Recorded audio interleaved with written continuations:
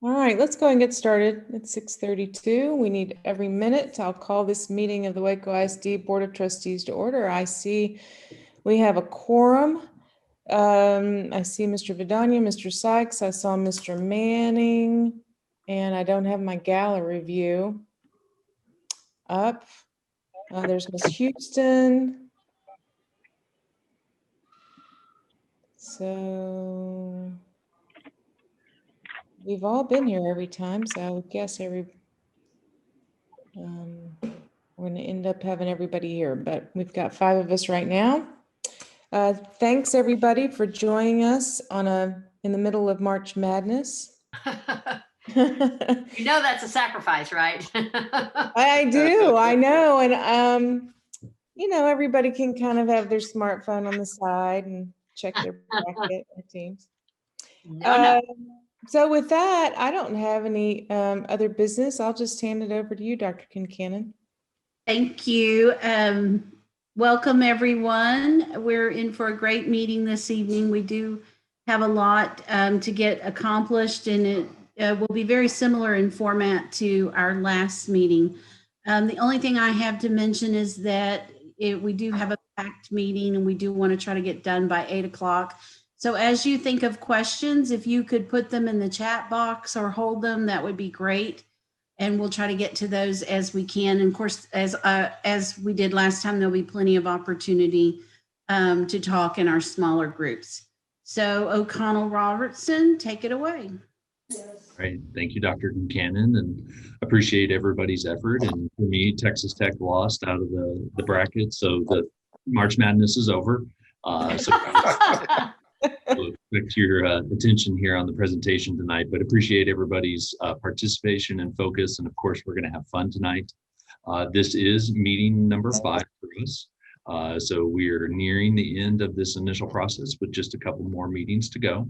And as Dr. Kincannon indicated, we're going to parallel a lot of the efforts as we did last meeting where we discussed the high school strategies. This time we're going to focus in on the middle school strategy. So we're going to run through a couple facility examples to get a feeling for what some additions and renovations would feel like, talk about some of the key metrics, which you'll see are again parallel, and then dig deep into the middle school options for breaking out from there. So welcome everybody here again, and we'll jump into some facility examples. And really are giving these are less than our options as we move forward. But they really represent what middle school facilities can be as a new facility or renovation. And the first facility that we identify is Danville Middle School. This is one for Comal ISD. It was a brand new facility on a greenfield site, roughly about 166,000 square feet to support 1,050 students. And one of the key concepts here, and you see it really in the top right image and a little bit of the bottom right image, is the library is really the heart of the school. It really is the focus of the campus with the educational classrooms around it, but really provides a facilitating and collaborative space. That idea of collaboration is pulled throughout the facility. You see those in the rest of the images. From breakout areas where students can extend the learning environment beyond the classroom, create flexibility in terms of being able to use the learning stair or the space outside of the library. And that theme is carried really throughout into the central cafeteria and the learning commons, and then as well to outdoor dining, and really kind of invigorates the campus with natural light, learning throughout, learning on display. Great opportunity to do in a greenfield site. As we move to the next image, this is our second example here, is Gerald Middle School. So this is a small community north of the Austin area, north of Georgetown. And here, this facility was originally the K-12 campus for the district since 1912. Starting in about 2005, the district was growing as part of it being an Austin suburb, and started adding facilities, including their high school, a new high school and a new elementary school. But here they wanted to really come back and study the opportunities for turning this into a middle school campus. I look at this example as we talk about facilities moving forward tonight, is identifying a key element on the site that we want to maintain, or doing additions and renovations on the existing site that it's entirely possible. So in this sketch, you'll see the buildings that are outlined in the white dashed areas are existing facilities that were maintained on the campus. And they actually ended up supporting a middle or a intermediate school. And then the area that's shown in the blue box is an existing gym that was identified to have value in moving forward. So from that core element of the new gym, the red blocks represent a new facility that in essence was added on to that existing gymnasium, which included new performing fine arts space, cafeteria, gymnasium, and then the core educational space. So as we look at the next slide and look at what that looks like, for all intents and purposes, it really looks and feels like a new campus. You have one of the existing gyms there at the top left space, where it is that existing building that created that anchor. And here as well, we really focused on creating a safe and secure campus during construction, required a lot of coordination while it was an active campus, but then as well focused afterwards to create a new facility. We really work to create an identifiable entry and then implement elements of modest 21st century learning environment throughout. So a very high-tech library in the bottom left, putting education and futures on display in the bottom right, all the way to giving a world purview in the top right. That's a map of the world with time zones to really kind of give a sense of students and the world beyond where they live. So a great opportunity there. And that campus was built almost 10 years ago now. Our next example is North Belton Middle School. And so this is one that Dr. Cannon is actually very familiar with, was constructed in 2015, is about 2,600 students. And here this design really focused on a centralized core of library, cafeteria, and gymnasium. And it's really the two photographs that you see at the top that are then flanked by two classroom wings that are on each side. Those classroom wings that you see in the bottom right are again focused on that 21st century learning environment, where you see the classroom through the glass on the right. Students can push in and pull out, and they have fingertip access to whiteboards, projectors, soft seating, and furniture within that design. Dr. Cannon, is there anything you'd like to add on this one? No, it's pretty great design, two-story building, and those breakout spaces in the end of each classroom wing are pretty phenomenal for the students to use and gather. Great. Well, as we move into the options tonight, we wanted to frame these examples as everything that is possible as we move forward, from a new facility to additions and renovations on an existing campus. And so we might use these tools or these options as we look at the individual site. But again, you'll see that we're going to kind of step out and look at more as a global picture as we talk about the middle school designs. And so we'll again hit in the key metrics for middle schools, and Casey, you're going to take it from here. Yep. And so this slide is probably familiar. Actually, the next couple slides are repeating a cadence that we've been doing the last few meetings. So don't worry, we haven't gone back in time. So just to remind you, lenses for considerations are things, we as a design team and you as a community, you're sort of keeping in our mind to help us evaluate options or considerations for the district. We're going to pick on just 3 of these to delve into. So if we could go to next, please. Thank you. And so just as a refresher course for those who don't see this map frequently or maybe have kids out of school at this point, the district currently has 4 middle schools that are shown here. This does not show Lake Air Montessori. So I guess 5 middle schools total. Lake Air Montessori, unfortunately, is not showing on this map, but we've got Carver up in the north. We've got Indian Springs sort of floating around in the middle, Cesar Chavez over to the right or to the bottom right, and then Tennyson over to the left or the west side of the map. If we could go to the next one. Oh, back one, please. Thank you. And so this, again, familiar. We delved into this a little deeper in high school, and really Waco ISD, has a vision beyond just, we're talking a lot about the state of facilities, and the state of facilities goes beyond just the physical infrastructure. And so what types of spaces does this facility need to support for educating lifelong learners? We want the students to have the tools at hand, and the teachers as well, to help facilitate. The big issues we want to touch on is, are we able to teach students how to collaborate? Do we have opportunities for students to be a little more self-directed? It comes in stages versus over various campus sizes. Are we able to integrate critical thinking? And that goes everything from your lessons to all the way through project-based activities, learning. And so spaces can support that in a variety of ways, as well as we want to instill appreciation of creativity, imagination. So having spaces that allow us to go ahead and do that. So if we could go to the next one. And so this should be a little bit familiar to you. We've got the demographics up to the top. And so this just takes into account the 4 comprehensive middle schools. Again, Indian Springs, or not Indian Spring, Lake Erie Montessori is missing from this metric here. And so you can see in the yellow highlight, that's the most recent fall semester that just ended. And you can see total capacity or total enrollment across all your elementary school or middle schools was just over 2,800 students. And then if you look sort of 2 columns over to the left, you see a capacity column where you can see the schools.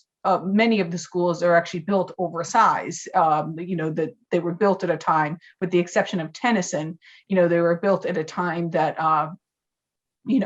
really we just haven't filled them up as of recent. And so when the chart down to the bottom, when we look at middle school capacity, that's what it's summarizing. The first 4 lines total, how we have to 3,720 students we have the capacity for in middle school. Now, to help us with the math there, that's 22% our enrollment, 22% over our enrollment. So we've got a lot of extra space here. And so if we keep all the facilities as is, we'll keep that existing space. But, ultimately, if we as a group decide or recommend, renovation or potentially replacement of facilities, we would recommend a target of closer to 3,000 students capacity. That is still 5% above your maximum and projected enrollment, and that still gets everybody out of portables. And so you just keep 3,000 in your mind as we're moving forward to go over some other things.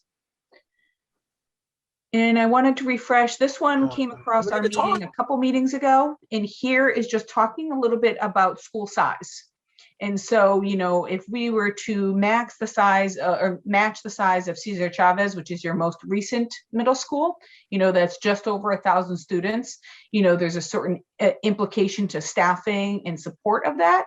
Whereas if we were to consider smaller schools, which is currently how they are, they're in larger facilities, but some of your middle schools are actually closer to this capacity, the staffing impact is cost per student and fixed cost, does change. So again, we're just sort of planting the seed here, because when we talk about, sizing of schools beyond just the physical space that we're purchasing and maintaining, it's also a staffing impact in terms of costs. We could go to the next one. And again, sorry about that, insert Lake Erie. And so this slide we've gone over a few times, and the top is indicating, from our facilities conditions assessment, that's looking at the school, what needs to be replaced, everything from roofing to flooring to better windows to include mechanical systems. If we were just to bring Asian facilities up to modern standards, the costs are summarized at the bottom. As a reminder, this does not address modern or current teaching pedagogy. So this does not necessarily support project-based learning or collaboration spaces or any of those. This is just to get the physical buildings up to date. So if we, again, leave out Lake Erie Montessori for now, we're coming in of total a little over $100 million just to get the existing facilities up to modern standards. So we could go to the next one. And here, best opportunities and potential projects. So along the north-south axis or the vertical, you're tracking educational suitability. And so that's saying, this school has spaces for collaboration or project-based learning or flexibility for inclusion, et cetera. And down at the bottom, the east to west horizontal axis, we're showing the facilities conditions assessment. This is the physical state of the building. So to the top right would be the highest scoring schools. To the bottom left would be the lowest scoring schools. So what we can see from here is Tennyson, for example, is in the worst shape, both in terms of physical environment and educational environment. Whereas we have a whole bunch in this middle range, Carver, Indian Spring, and Cesar Chavez are both addressing modern teaching in the middle range, whereas Cesar Chavez is much better off physically. As it is the newest facility, that kind of makes sense, this sort of verifies our knowledge of it. Yeah. And then Jared, do you want to talk us through sort of setting the stage, or you want me to? I can jump in too, Casey. There you go. And really just wanted to, before we jump into the options specifically, just remind everybody as we look through these, that we are looking at this really as the long-term opportunity over the next 15 years. The bridge here representing the vision forward, not just the short term. And so as we look at these options, knowing that it may not be that the proposed project or a solution is happening in the immediate or over the next couple of years. It's really that 15-year timeline for these projects. So if we can go to the options here, you'll see there are three that we'll be presenting here. And the first one is really, as Casey had mentioned, about maintaining those systems, is just providing that baseline of keeping these existing facilities operational. And I'll point out between the three options here, it's important to note that option 1 maintains a total of 5 middle schools, and options 2 and 3 have a total of 4 middle schools. And you'll see there on options 2 and 3 that would be consolidating Carver and Indian Spring. And then that third option is different in that it also would propose to replace Tennyson. So if we'll go to the next slide here, just a little bit more description on this baseline of what would happen at those campuses. And you'll see there, Carver, Indian Spring, Tennyson, Cesar Chavez, and Lake Erie Montessori would just be receiving those facilities improvements. And so this again is no impact or improvements to educational space. That does leave your total middle school capacity at what it is currently at, which is 3,720 students. And if we look at option 2, this would again just kind of showing what's possible out there just as an option. Again, that plan you'll see in the top right is not a final decision or design or a layout. It is simply suggesting a concept to kind of get the conversation going. And this would be a proposal to consolidate Carver and Indian Spring, and just showing there that it is possible that you could fit that new facility on the Carver site as an example. And so this I have an idea. I'm sorry, this is Ilda Sabito. Is it Sure. okay if I? Yeah, please jump in. Yeah. Okay. Have you guys ever thought about using Indian Springs Middle School for Lake Erie Montessori's middle school, and for our districts to be able to offer a little bit more in that area as far as Montessori? Dr. Kincannon? No, we haven't thought of that idea. Sorry, it just came. Just to be honest, that's a new idea. Oh, great. It's just something to think about. I think that Lake Erie is growing quite a bit, and it's definitely something that has attracted people. I know it attracted me to Waco ISD. My child goes there. So it's just something to think about. If we are going to consolidate with Carver, that leaves a building and an opportunity for more attraction to our educational system. Thank you. Yes, ma'am. Yeah, And just a quick question from Aaron Zimmerman here. Just if this plan was done, the consolidation of Carver and Indian Spring, and if you're going to answer this later, then ignore me now. But what would happen to the Indian Spring campus? And that, Yeah, so I think, Ilda threw an idea out there, but I'll throw another idea out there, that it could become the administration building for Waco ISD, and we could potentially sell the current administration building, which really, really lacks a lot in terms of professional development and our ability to bring people in for training. And those 10 floors make collaboration really hard with our staff. So that's one idea we had. Thank you. Yeah, thank you. absolutely. And these are all great thoughts. And again, we're just putting these out there initially just to get that conversation and get the ball rolling.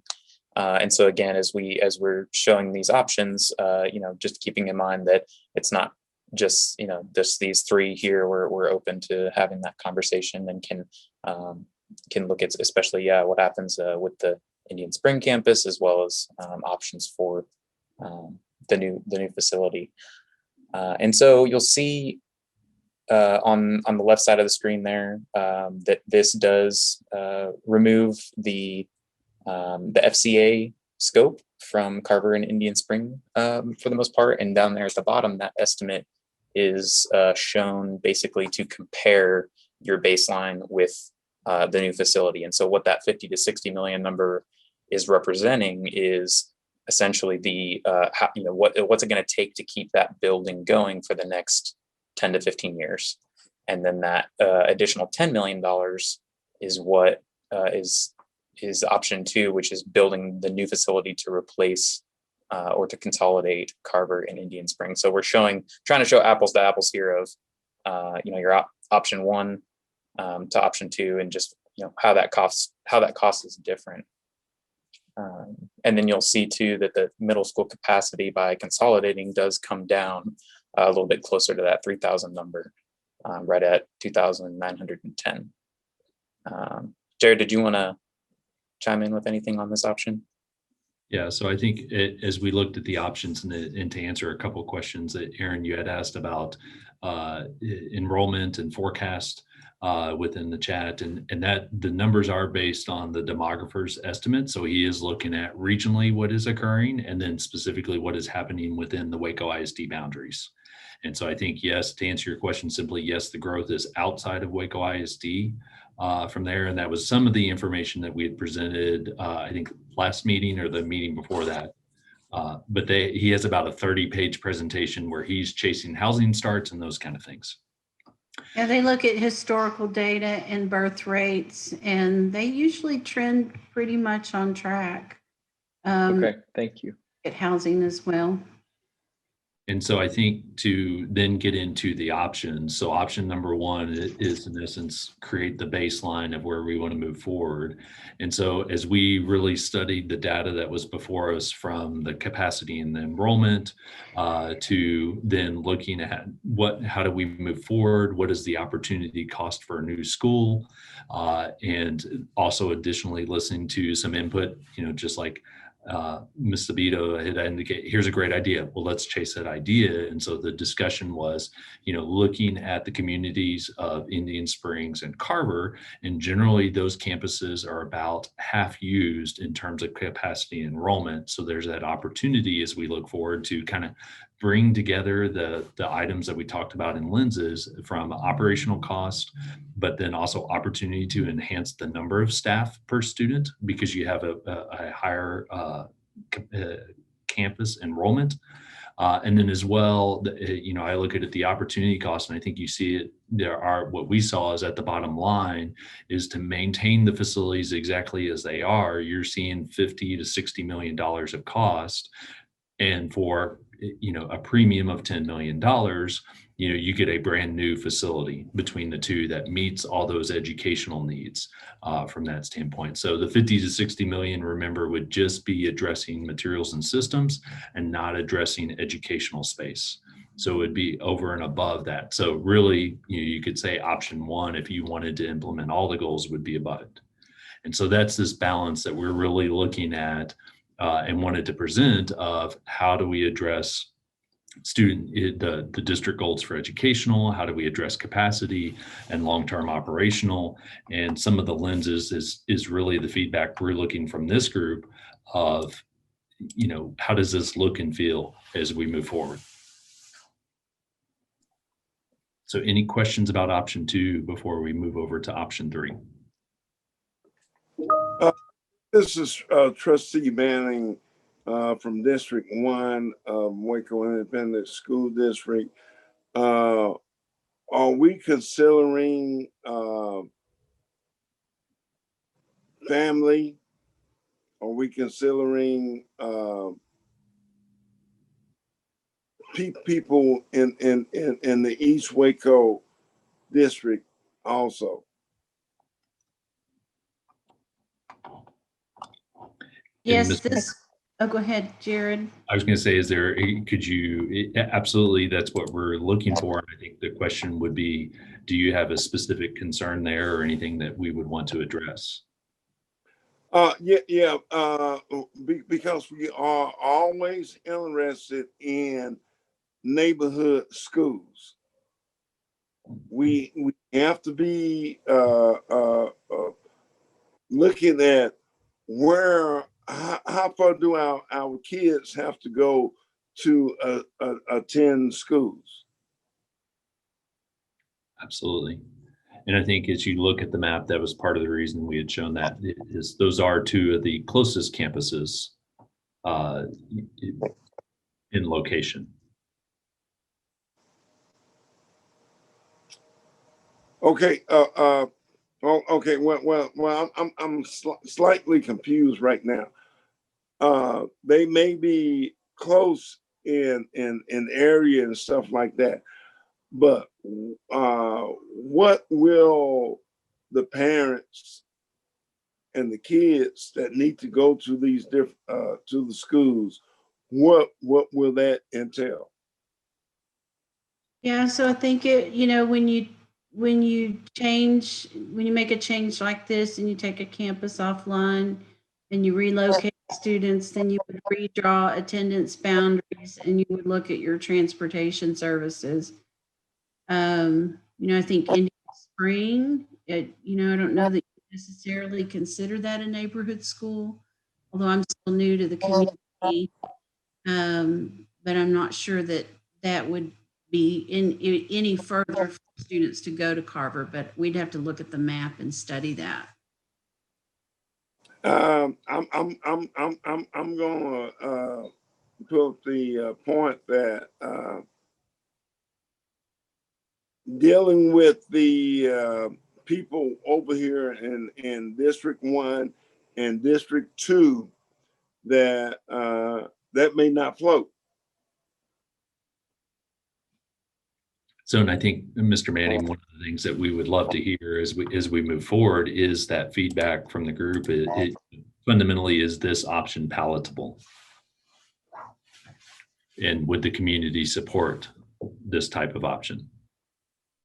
And I think we'll have some time to talk about that in our small groups and then share out. Well, I'm definitely, because of the feedback that I get, we want to keep community schools over here in the East Waco area. We have to keep them.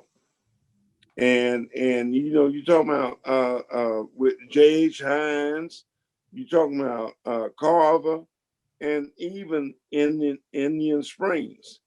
We in the East Waco area need to keep our community schools.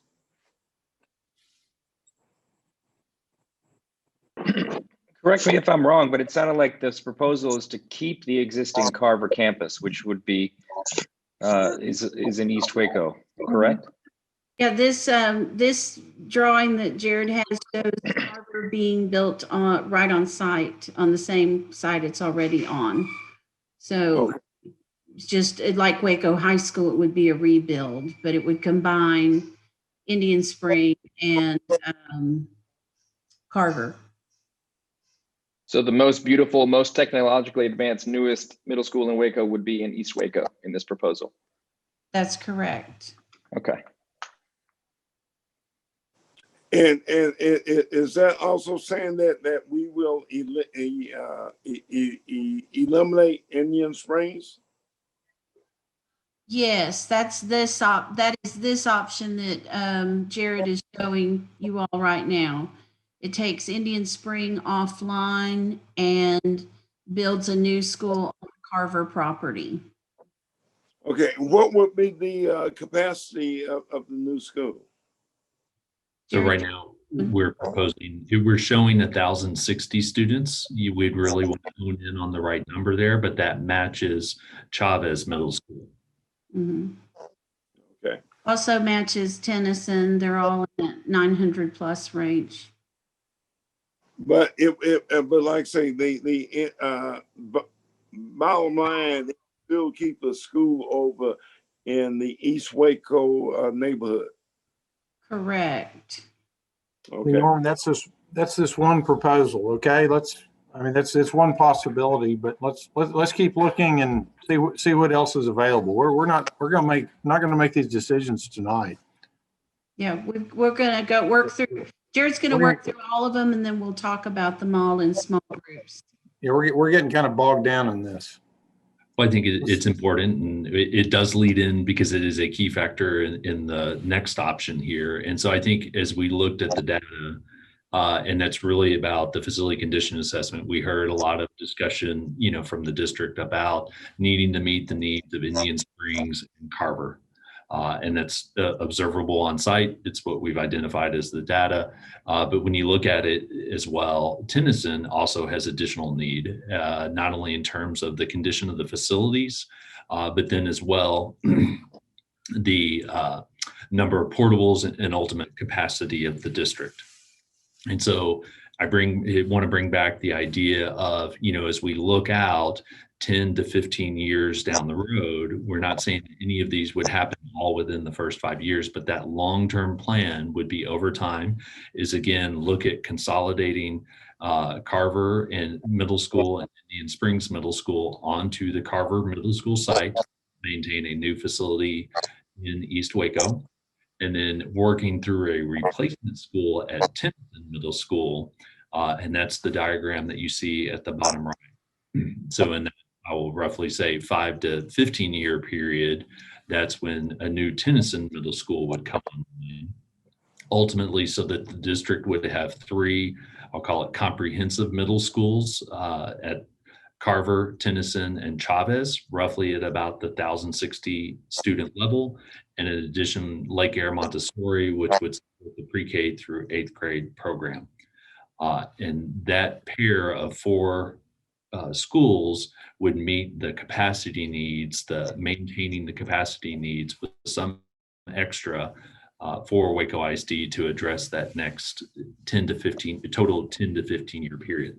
Okay. My next question is, and you may not be able to even answer this. When are we going to get the census information on the growth of Waco Independent School District? So That's coming in the next few months. The government, we're behind because of COVID, but it's coming. Probably Do October. you remember what month we were expecting that? And I think that's a sidebar again. That definitely is a sidebar, but I know I realize that, but that is going to be a very important component of what we're looking at in the future. Sure. So. And I think that's the information from the demographics that really helps support the discussion about the population and moving forward. And there are a couple questions, in terms of the current and proposed attendance zone, the map that was included on slide 14 are the current attendance zones. And what we're looking for tonight is really a feeling from the community about the approach to these options. If we decided to move forward with one of these options, then we would then look at attendance zones at a later date. At that time upon the campus, we'd be talking a new middle school would roughly come online in 4 to 5 years time frame in terms of making things happen from that side. And then the challenges with the Tennyson become overall, there's a lot of additions to the campus. So students are having to access the building outside. So in terms of a safe and secure campus, from a perimeter, that's a challenge. The size of the classrooms, not only the core classrooms, but the performing and fine arts spaces are a challenge. And then overall, the capacity of the school, permanent capacity of the school is roughly about 900, it's 700, and there's about 900 students attending the campus at this time. So they're using the portables to facilitate the core education space from there. I'm good. And let's see, any other questions about these options?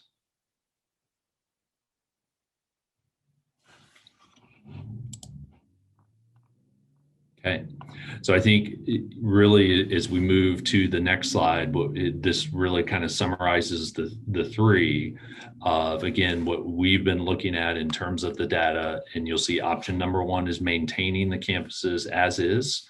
Option number two is looking at a consolidation onto the Carver Middle School site of the two campuses. And then option number three adds on the replacement middle school at the Tennyson Middle School site. And if you'll give us one more click here, you'll see that then we're looking at the middle school capacity across the options of bringing down the number of campuses supporting. It opens up the opportunity for future use of the Indian Springs Middle School site for additional programs, whether it's administration or, as Ms. Sabito suggested, maybe look at another educational program. And then the last click here will get relative cost between the two in terms of the baseline cost, about a $10 million premium and about a $50 million premium for the addition of those campuses. And so as we transition here, we're going to transition into our breakout groups.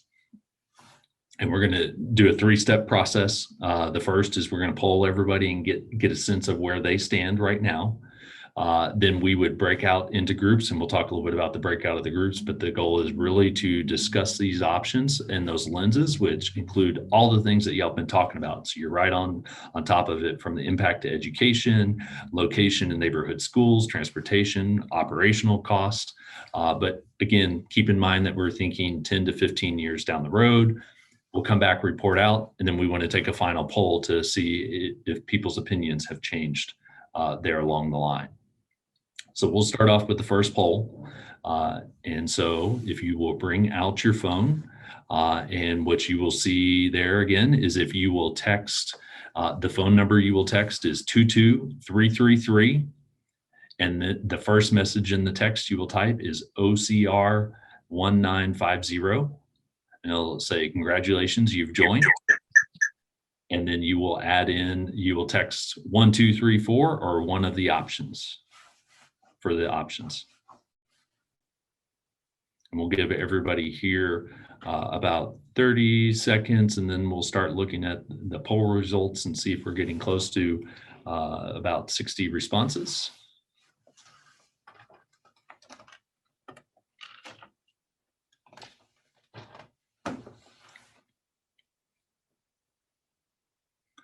See those responses starting to trickle in. We got 15 to 20 responses there. And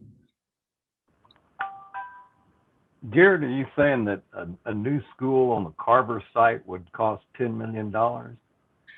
No, we're saying a new school would cost $10 million as a premium to maintaining the schools.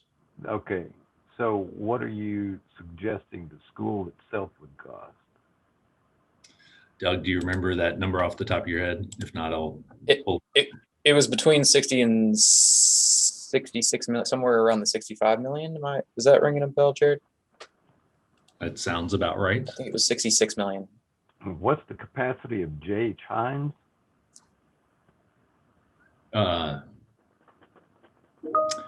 Hines Elementary School, I believe, is 1,050.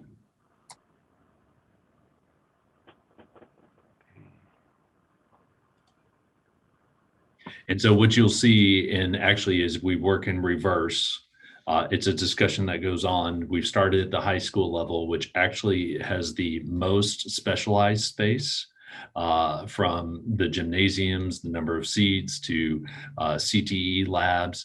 And as you work down towards elementary, it's simple terms, it's the most simplistic space.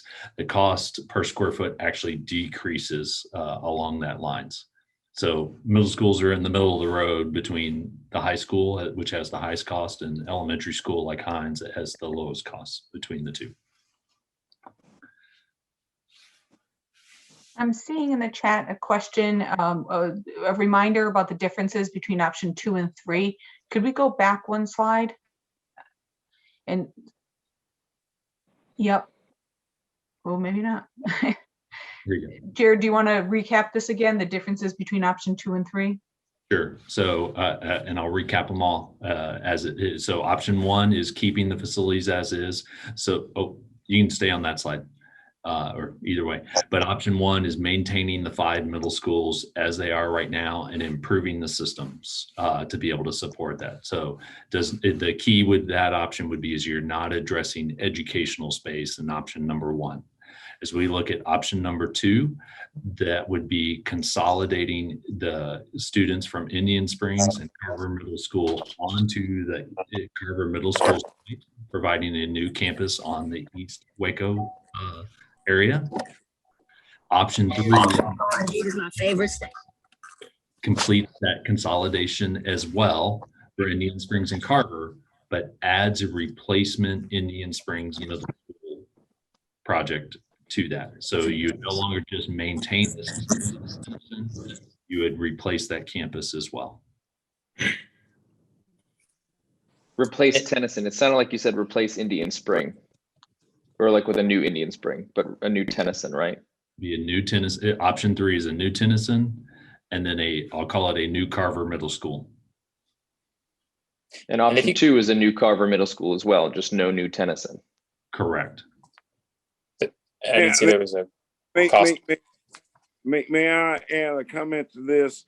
Because Indian Springs is located, Indian Springs is some prime property for the city of Waco, and that has been added, that the fact that you build, I mean, with the growth of Waco that's going on like that, that Indian Springs could be a location for a major hotel and stuff like that.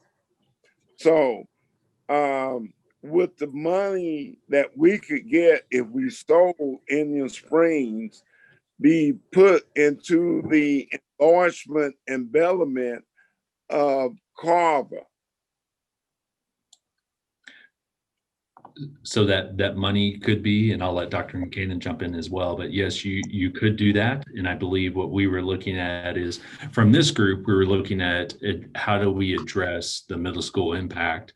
And I would say decisions like that could be deferred to the board level, that you could discuss what is the future of that property. Again, we could bring some options. And the one option that was discussed is central administration. You could opt to sell that property as well. Jared, you make a good point. There are just a lot of moving parts, and I feel like we're all getting ahead of ourselves. And so I don't want to lose the time we have tonight to break out into our small groups to discuss these options that you propose. For clarity, before you leave that slide, will you refresh all of our memories on the prices that we're talking about, which I think was Hope's question earlier. So what would the amount of money, what's the cost of options 1, 2, and 3 when it comes to a proposed bond? So let me. I think the question that would be helpful is that you could say what is baseline, and then we're adding $10 million or $50 million to that for option 2 or 3. Thank If you. you can just tell us what baseline is, that would be helpful, which I is agree. option 1. The baseline is roughly, and we'll double check this while we're looking at it, but roughly $130 to $140 million over the 15-year period. So then for option 2, you're adding $10 million to that. For option 3, you're adding $50 million to that. Yes, sir. Got it. But Jared, what would the cost? Okay. Okay. All right, I'm with you. Have you stated what the cost of a new school, and that's on this slide here, 60 to 70 million? 60 to 70. So you're building, if you build 2 new middle schools, you're 150-ish, or no, Okay. 120 to 130. 140. Okay, good deal. Thank you. Thank you. All right, I want to keep us moving so we don't run out of time. A lot of good discussion, but I fear we're gonna hit 8 o'clock in like 2 minutes, and I don't want to do that. Angela, this is Chris. Yes. I would like to know when the Lake Erie Montessori School is going to be addressed, because it was built to be a junior high, and we have pre-K through 8th grade there now. And if all we're looking at with option 3 is to maintain the existing facility, I'm wondering if we're going to have any, like with the elementary discussion at our next meeting, are we going to talk about the Lake Erie facility at all, or is that not on the table right now? That's a good question. Is Lake Erie Montessori going to be discussed as part of our elementary discussion next time? So right now we were approaching Lake Erie, I will say, as maintaining the existing facilities, that we were not looking at, I'll say, a replacement type campus. So there are some funds to address things at Lake Erie Montessori, but it wasn't the big move like we've been talking about with the 3 other middle schools. So when you say to address some changes, you're not talking about instructional facility, you're talking about just like heating and air conditioning and bathrooms and things like that, but not making educational space age appropriate for pre-K through 8th grade at Lake Erie, as you're talking about it right now, correct? Right now, yes. Okay. And so I think that I'll say that's a great transition into the discussions. I wanted to just point out the answers here that everybody gave right now. So there's a few on option 1 or another, but it looks like the majority of people are in support of the consolidation and replacement of the 3 middle schools. And so on our next slide, we are going to break out into small groups. Our goal is we're going to have 20 minutes to discuss with a 1-minute warning, very similar to we did last time. An O'Connell Robertson team member will be within each group to help moderate.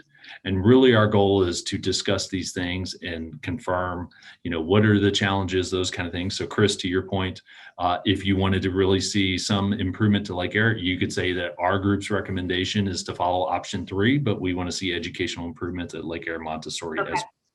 Good, thank you. And so our goal would be is to come back here in 20 minutes and regroup and follow through, and then confirm the direction option 1, 2, or 3. And if there are any bonus projects, then we will look at that as we move forward. So any questions? And if not, then we will switch, ask Josh to switch us over. Well, good evening. Jared. Yep, appreciate us joining here and appreciate the discussion so far. And, of course, we're putting up some challenging options in front of the district. And I will say that just as a preview, they're not going to get easier here as we move forward. And so really what we're looking for is your feedback. And I think you've hit the right questions in terms of location of property, and when we talk about the consolidation and what that looks and works like moving forward and how that feels against the community. That's really what we're looking for. They went through a lot of people's offers. So with that, I really want to open up to the community members and see if y'all have any input on how to address things from there.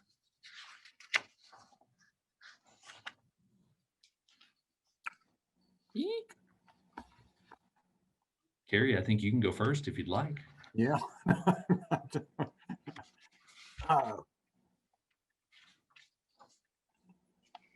I feel pretty strongly that we definitely need a new Tennyson middle school. And that's not to, I think obviously Carver's in pretty rough shape as well. I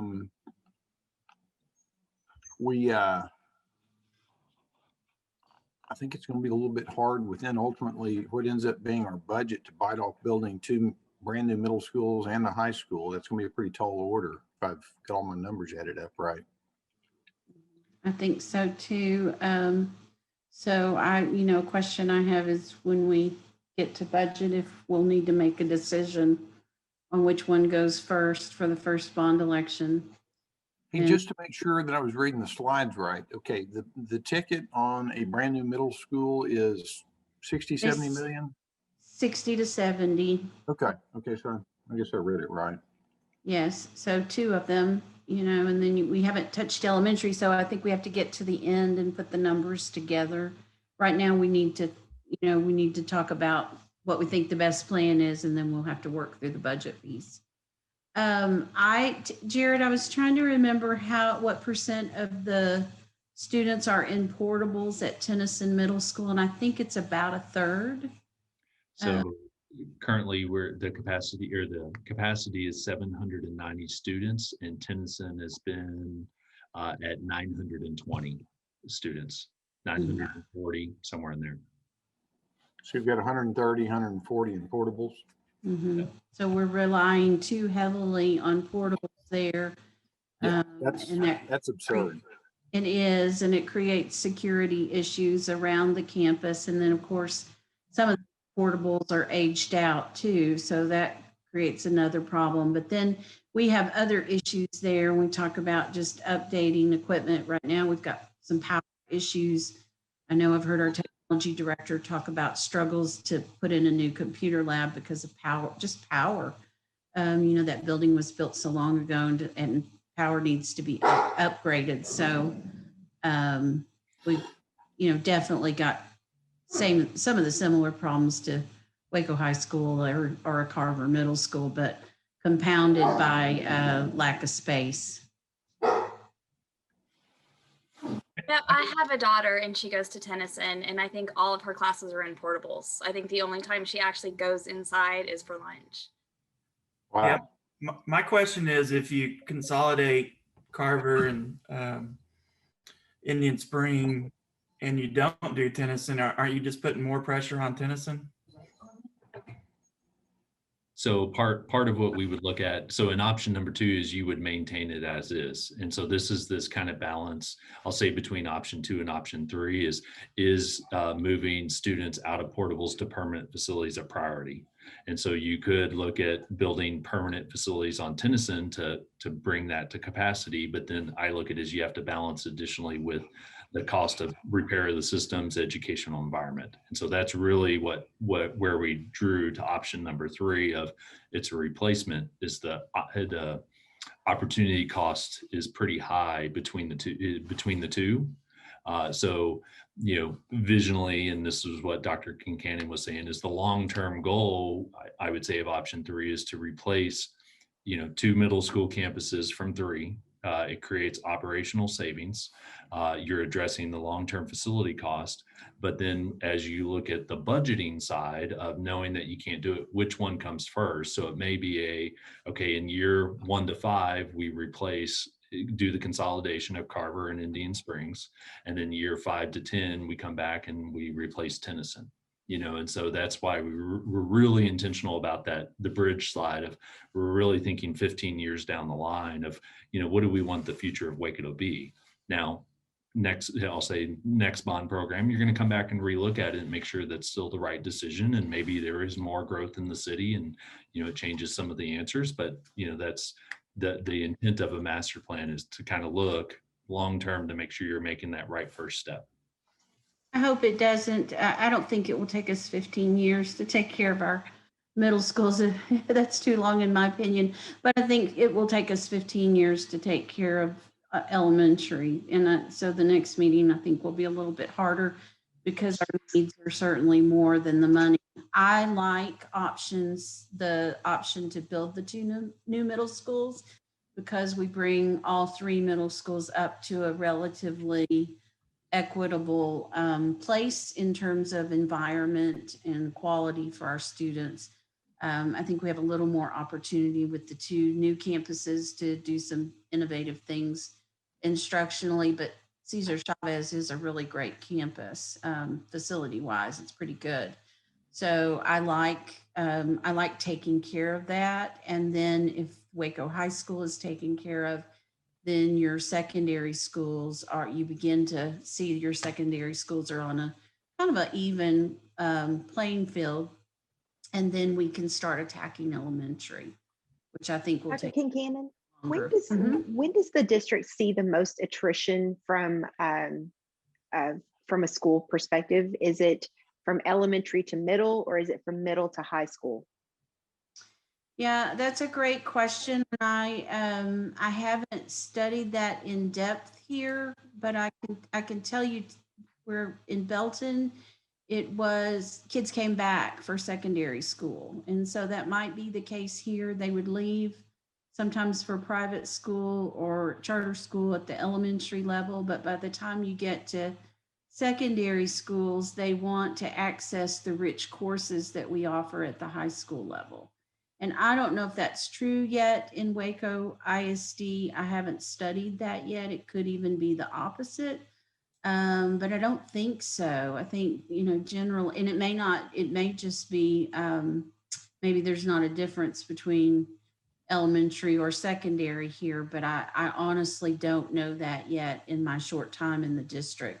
But my experience has been that your high school kids want the courses that we have to offer in a comprehensive high school. It's been my and maybe experience someone with else seeing- is. Yeah. Say that again. I was just going to say, it's been my experience that I've seen students that have started at the elementary with Waco, and then they have transitioned moving into the middle school, and some of them go back into the high school. But to me, it seems that what I've seen personally is that the transition happens from elementary into the middle school. So just the opposite of my experience. And I can echo that. And again, this is anecdotal, but I think the attrition happens where you have families of a socioeconomic status where they can make a move. That's either to private school or moving to a different district. And what we've seen is that there's a perception that the primary education, elementary school education is stronger and there are more options. There are fewer options as you get into middle school. And so some attrition starts to happen, but not as much. But among our peers and our kids' peers, the largest drop-off happened in the transition from Tennyson to Waco High. So that echoes what Christina has been saying. Yeah, and I was just thinking from a prioritization perspective and timing, if there's an area where you tend to see a higher level of attrition, maybe that's the area that you would maybe focus on, so that if it is from the elementary into the middle school, maybe you are focusing on the middle schools to give where you are lessening the likelihood that a student is going to leave because the facilities and the level of education perceived is at the same standard that they felt or better and at the elementary level.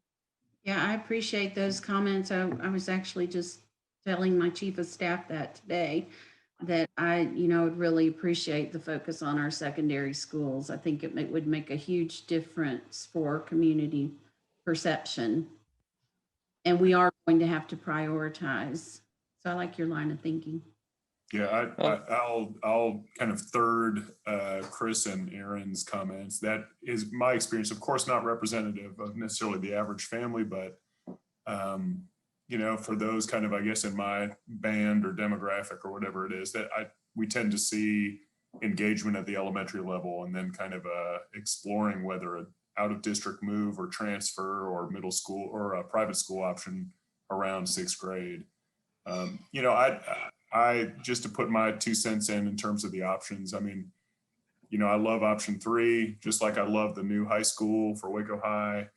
Of course, I'd love to, I'd love every facility to be replaced, and love unicorns on campus too. And I know at some point we've got to make the hard decisions, because it's not going to be easy. I don't know what the pain threshold for voters is going to be on these bond elections. I'd love to. I hope they're able to pull the lever for funding everything we ask for them to fund. But I know that at some point we're going to have to, my kids go to Hillcrest. That's a 1950 school. My kids have both been out in the portables in second grade. I don't love that, but it's what it is. So I'm all for option 3, but I know there's going to be some hard choices by the time we get done with reviewing all these campuses. Yeah, and I'll just echo and say since we're in a master plan, which should be a master plan, not this is the time to vision and get a little crazy, as opposed to start counting the pennies really precisely. So, and I will tell you, all the problems that we face now in terms of prioritization are getting harder the longer we wait. Our surrounding districts will have a growing tax base as more houses are built in Midway and in China Spring and Lorena. And the competition between the districts will increase because of that. So yeah, all that to say is I think if we don't take a really hard look at option 3 and try to make it happen, or at least put it on the books for a 15-year long range plan, I think we're sending a message to the rest of the community that I don't think we want to send, and we're I think kind of fueling an existing narrative that that unfortunately realtors tell people all the time when they move to McLennan County, which is that Waco ISD is not up to par and all the other surrounding suburban schools are. And so I think as much as we can do to counter that narrative and have our buildings reflect the quality of education that is happening, I think the better. So as John Lennon said, some people call me, I'm a dreamer, but I'm not the only one. So that's where I'm going. I'm a dreamer too, Aaron. And I think these kids are worth the same kind of building as any other school district around us. And I know firsthand what a building can do to change a perception of a school. I've seen it happen in South Belton, and that building facilitated something really special there for us. It also elevates your ability to attract better teachers. They want to work in a better environment and a place that feels really nice. And it does make a difference. And so this is our chance to dream and dream big, and then we'll see where we land at the end. So I did want to take a quick question of Dustin. I didn't know if you wanted to jump in at all on that one. Sure. Kind of working for a entity that's funded by ad valorem taxes, I'd certainly see the struggle and really appreciate the thoughtful approach. I think option 3 is obviously the most attractive and would affect the most kids positively, but I get the budget constraints, and but I do think the long range plan, if it is a 5 or 10 or a 15-year plan to eventually do something at Tennyson, and I think really that setting that priority is the priority, dealing with kids that are having to be in portables, and what's that facility look like versus Carver, and what does the next 10 to 15 years look like if you have to choose one between the other? What are the costs to keep that other one just essentially going? So, but I know y'all are thinking through all that as well. Mm-hmm. And you reminded me, I had a thought earlier about bond debt capacity that we'll hit later, but we do have, we're in a good position with bond debt capacity, probably the best position I've ever been in when building new schools. And so I'm very pleased by that. The board heard a report last week, and as we move along in the process, we'll share that with, or you can go back and look at the video from last week, which will tell you, we've got some ability to here. It just depends on how much we want to do.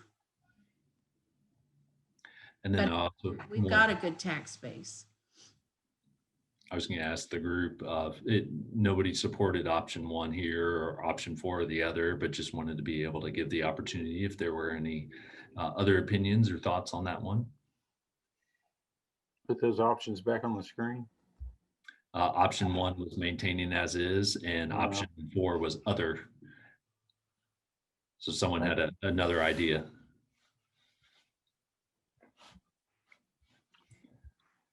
And so what I've heard from our group is that there are some specific needs at Tennyson, including the use of high use of portables, and at Carver. And really there's an instructional opportunity with new middle schools. But there is a concern of how to address the priorities amongst bond debt capacity.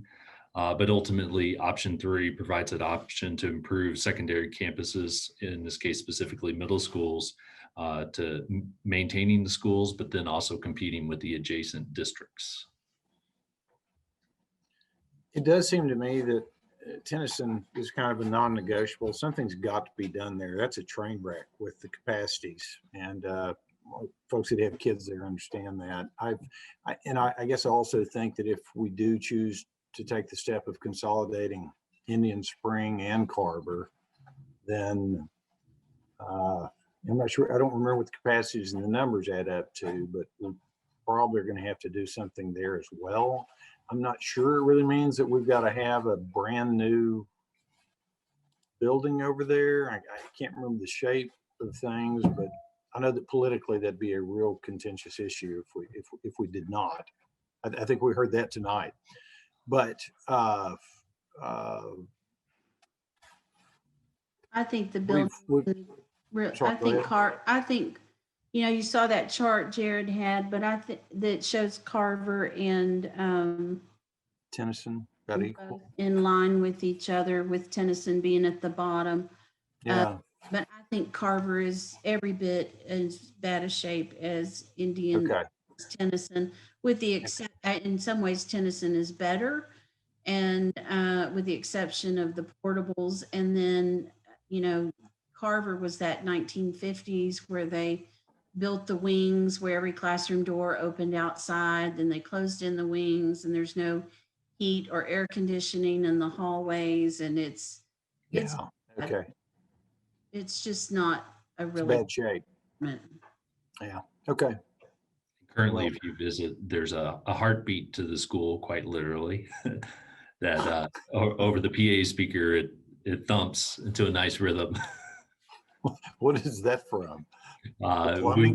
We know it was from the PA. We're not quite sure. Some wire. Hopefully, it's a wiring issue and not something else going on there. We have a spirit. All right. Yeah. Well, appreciate y'all's input, and it looks like we'll be shuffled back here to the main room here. Sounds good. Thank you, Jared. Thank you. One of my concerns was the $50 to $60 million price tag for replacing Carver and Indian Spring. J.H. Hines was built for about $14 million in 2009-10, and I'm kind of having difficulty understanding why that would be 4 times more. Now, this would have a track field. I know I'm pretty sure J.H. Hines uses some of the facilities at the Y. That things might double is not a big surprise, but quadruple, pretty big surprise. Yes, and I can't give you specific numbers on it, but what influences that number is one, building on an existing site. You know, there's a little bit of extra construction costs related to separation of new versus existing, because conceptually those students will remain in place while this new one is being built. Also, there's a lot more specialized spaces in a middle school as compared to an elementary school. You know, for example, not just athletics, the addition of locker rooms, et cetera, but you also have a few CTE spaces, certainly not to the scale of Waco or Guama or what you see at a high school, but you are starting to see more computer labs, perhaps a family consumer science, et cetera. And then also just the impact of COVID. We have seen a few prices go up in the recent market, and we're trying to be conservative with your bond estimate, and not set it up for trouble in the future.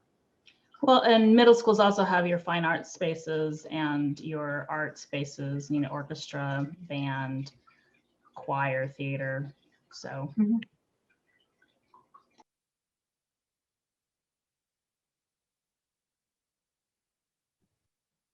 I'm also interested in just thinking through some of the maybe unintended costs that could arise. I think what we have been looking at are the different costs in terms of building, but when you're relocating, there becomes transportation cost, and then how much more is that transportation cost, and are some of those unintended consequences being factored in, and not just the cost of building. Now, what are you suggesting are the unintended costs if they rebuild on the same site and bring Indian Spring over? Yeah, and so that's so. Yeah, so what I'm saying in terms of transportation, you will have to bus kids that were attending Indian Springs or whatever that combined is. That's one thing that I can think of, but there could be some others that come up because you are, moving a population of students to a new location. How many more buses will that be? How much more fuel will that cost? How many more staff? Or all of those types of things that could arise that's not being factored in.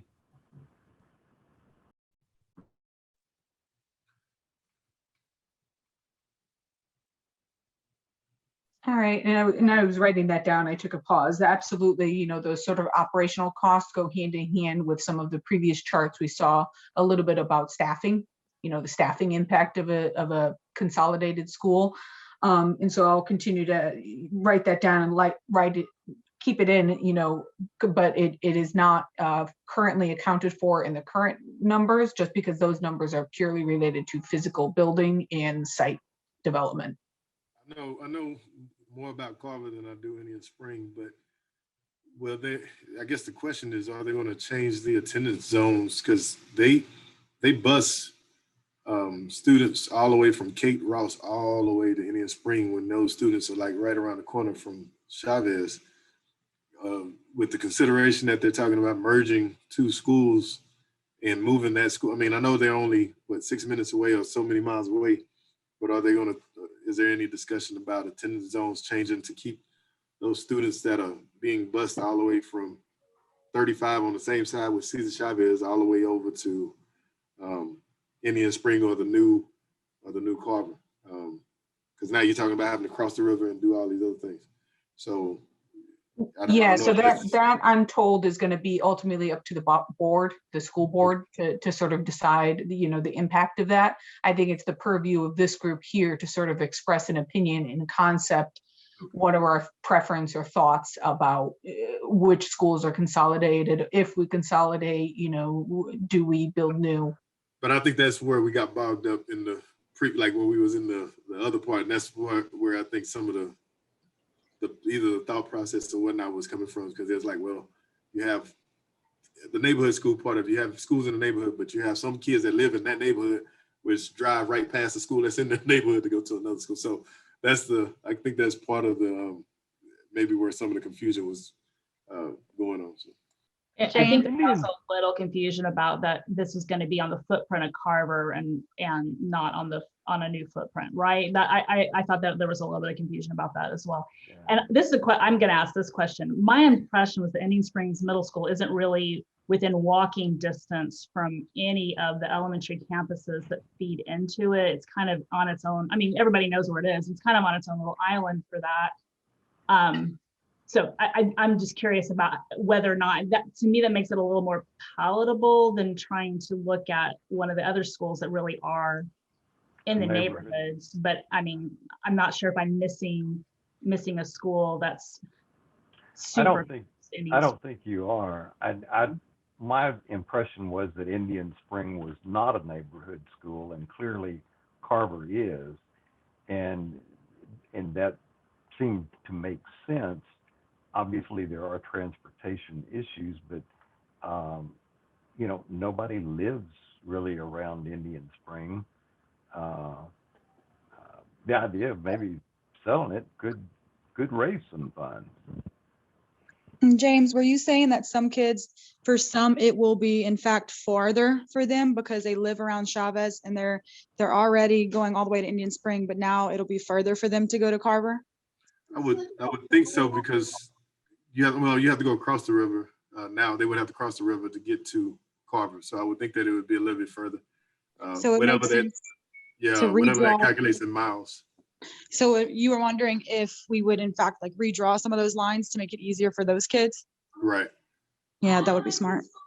So I have no idea what will happen here, obviously, but I've been through a process similar to this before.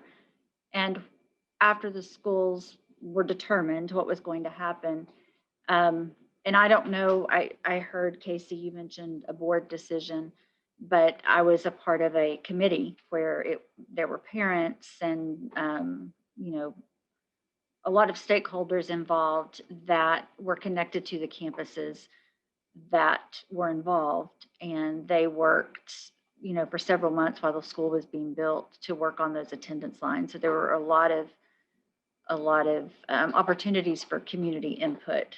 So I don't know where this is going, where that's concerned, but that seems logical. I wanted to add, I think we've heard a lot of anecdotal evidence of families leaving the district in the middle school years, and that I'm glad that we are considering making a sizable investment in the middle school facilities all across the district. Amber, I thought what you said about making sure that we have equitable services in all parts of the district is really important at the middle school level.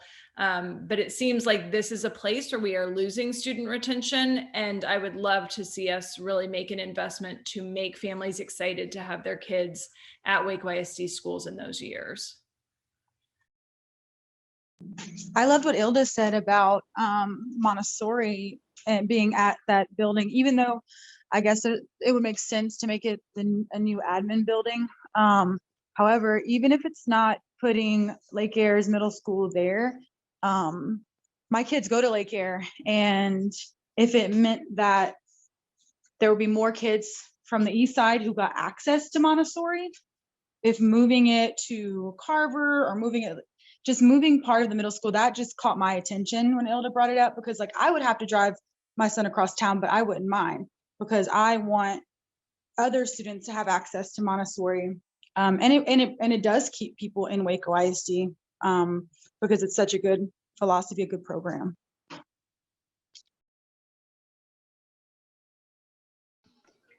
have a question. Has there been any discussion about, you know, if we're going to build a new Tennyson, if Atlas is going to stay at Tennyson, or are we going to be able to have all the middle schools have that same opportunity to keep their own GT students? I think it would help every campus, so that every campus has those students there. And so, I mean, it helps with scores tremendously. And I just think if we're going to build these new schools, I think that would be something that should be considered. And I don't know if there's been talk about that. Lena, no specific talk about any programmatic changes right now, just because really haven't gotten that far in terms of, you know, having those specific discussions. So I think that would also be a bigger discussion, because I know that there's some history there and how things came to be, and I don't even, you know, quite know everything. And so I think there would be input on that as well. But I do agree, having those programs at all campuses would be beneficial to students.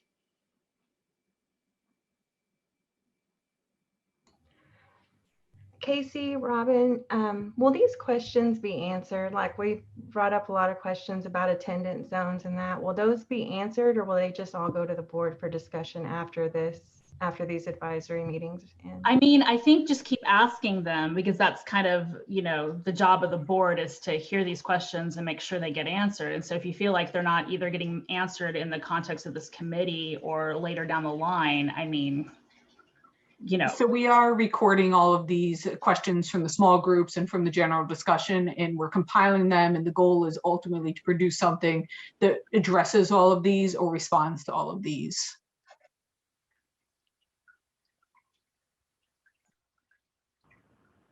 It would seem they might be able to come up with some data for the next meeting or so after the questions asked tonight.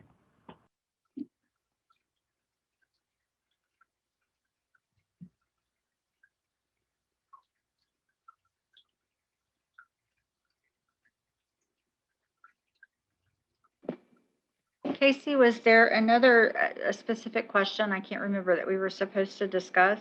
No, it was just generally thoughts on the options, you know, if there was a strong opinion or if there were alternative options. What I've recorded thus far is a lot more questions than preferential statements, although, you know, the first poll really indicated a strong preference for one thing. So I could kind of see some of these questions are themed more drilling into the details to fully understand that. And so, no, just the general question to the group was, what do you think is best for the future of Waco ISD middle schools? And that can take any form. So I know that the big group consensus was like 83% for option 3, which was 2 new schools. And so is this group's consensus option 3 as well, or is there, or option 3 plus, you know, discussion about a couple of the details, or kind of where is everybody? I guess I'm kind of curious about that. Is this based on the approval of like a vote for a bond? Is that right? Like the public would have to vote? Okay, so do we know, because we want people to go along with it essentially. And so how much of a difference, because I'm thinking like as a taxpayer, if I saw that 10 million versus that 50 million, does anyone have any ballpark idea in the difference in your property taxes, like how much of an increase that makes, whether it's like $100 or $10, you know? Okay, Casey, it's the do you difference between 140 million and 200 million. It's 120 million plus 10 or plus 50. It's not the difference between 10 and 50. It's a base of about 110, 120. Is that correct, Casey? Yes, we do have a financial advisor on board who is helping to advise on that and inform the board and the senior leadership at Waco ISD. We don't have those numbers for you tonight, but the goal, I can speak to the goal to the community, the voting community. The goal to the voting community is not to discuss all of these options. The goal of the board and Waco ISD leadership is to give them just one choice for the middle schools, not multiple choices. And so once those choices have been decided for what's going to be in the bond or future bond, then the tax assessor, the tax information will become relevant or notable, you know, what's the increase, if at all. And I would say that at our workshop last week, there was a whole presentation on bond capacity, and I believe the spreadsheet and the PowerPoint for that probably are easily found on the agenda for last week. So you can kind of go and look and see what bond capacity is, which doesn't really answer the question about what this necessarily would be. But that's the reason we're having this is to kind of figure out what that looks like. But there are a lot of figures about what the bond capacity looks like right now for the district. So would there be like a menu of a high school, yes or no, middle school, yes or no, and then elementary schools, yes or no? I mean, is that what's liable to be on the November ballot? We're not sure if we're going in November. There's some changes in the 2019 legislature about how bonds can be put on the ballot, I believe, and Casey probably knows more about this than I do, but you have to itemize things more than you used to, because I think they used to could be grouped better. And now you have to kind of break out different elements like athletics and core buildings and different things like that. And so we've been working on that in the background. So as a voter, you will have options for what's included in the bond and what's not included in the bond. To this group, we will come to you with a menu to help define what that bond would include. But yes, we still have to get through middle schools. Next meeting, we're going to go through elementary schools. Then we have some follow-up items. So we're still working through that list. And we're about to go back to the main group. So see you all soon. but I do think it could be really attractive and helpful in some retention.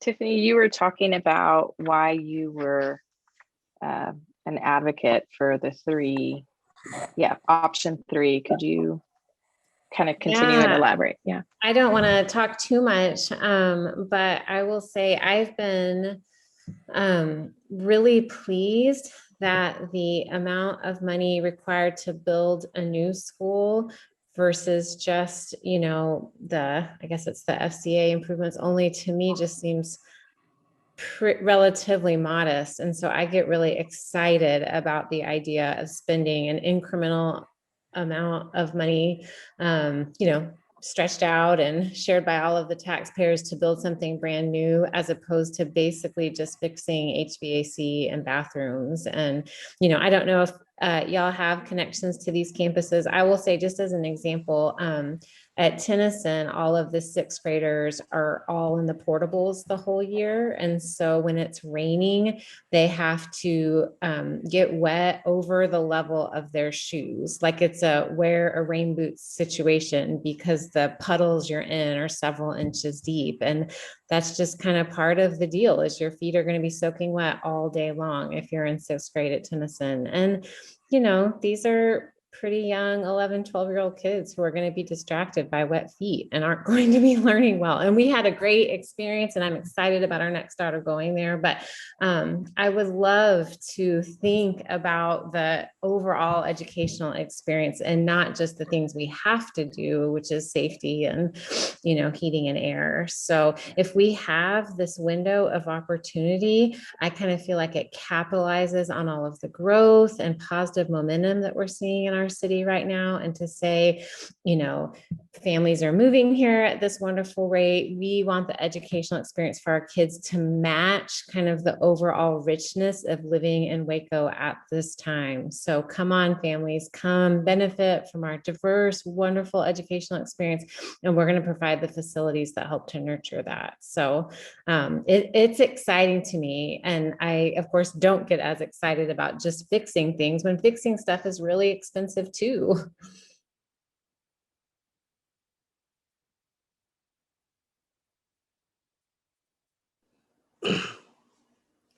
Good evening, everyone.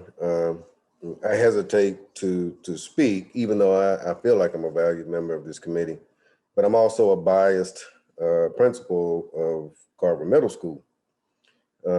And I certainly understand what Ms. Hogue is saying about things, fixing and brand new, right? And I've had the opportunity to work in a few different districts. And anywhere it's like that whole theory, build it and they will come.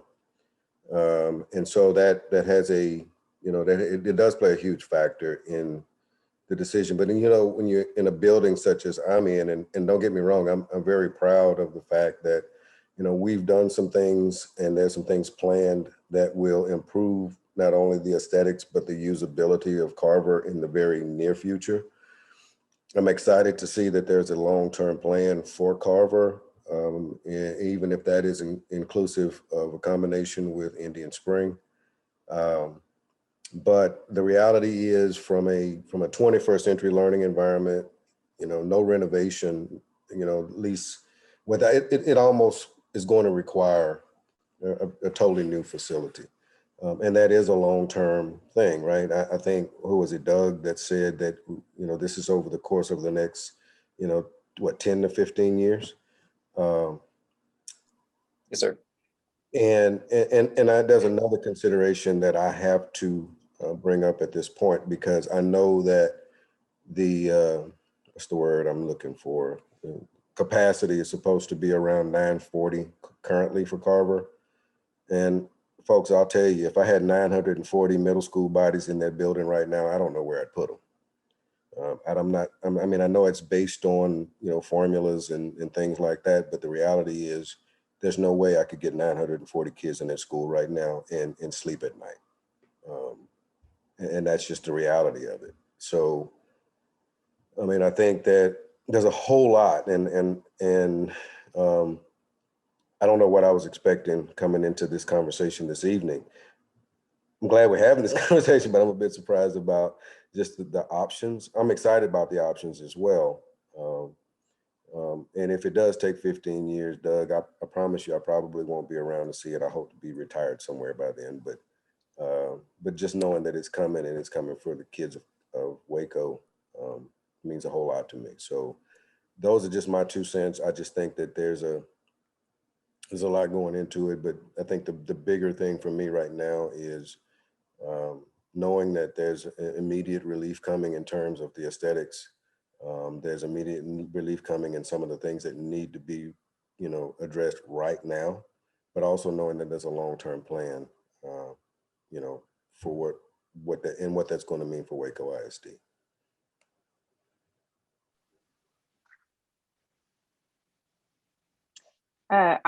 I also like the consolidation, new Tennyson Middle School. I think, as we look at our campuses and our facilities, I mean, I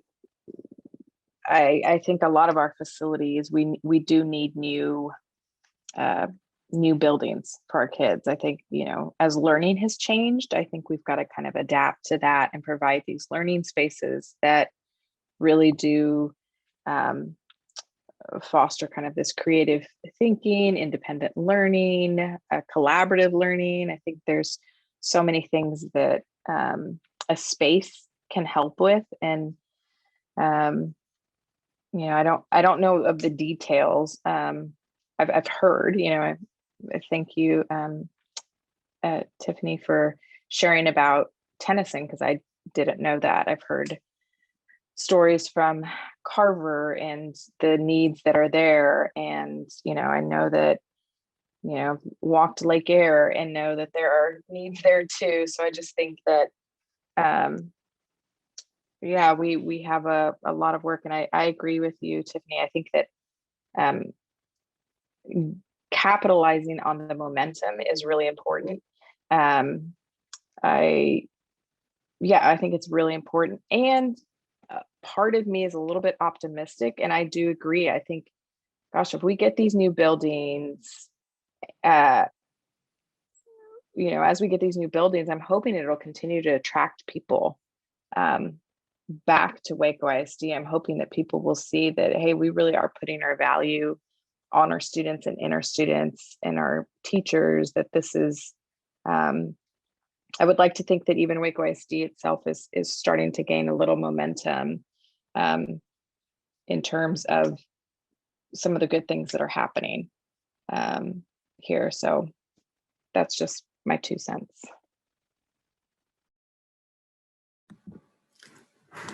Can I, this is Laura Alford, and I'm a teacher at Mountain View. And my family has been a part of WISD since 1994.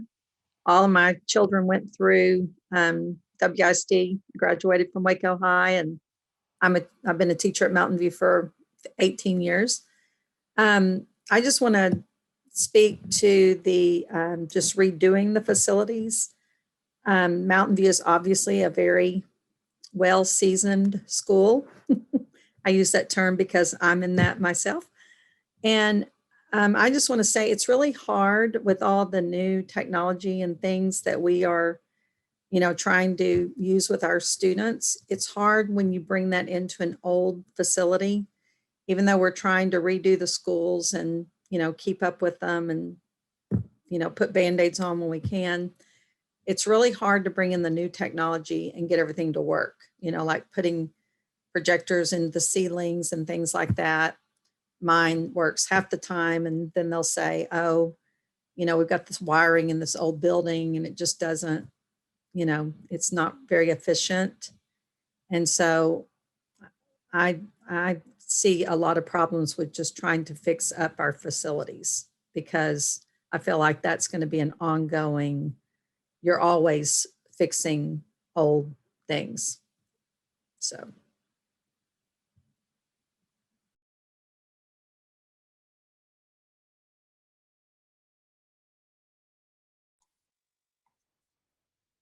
Those are all really, really great comments. We have about 2.5 minutes, so just wanted to kind of poke around, see if anybody else had any other thoughts, or even just other considerations. Maybe not option 2 or 3. Is there anything else at the middle school level that's been on your mind?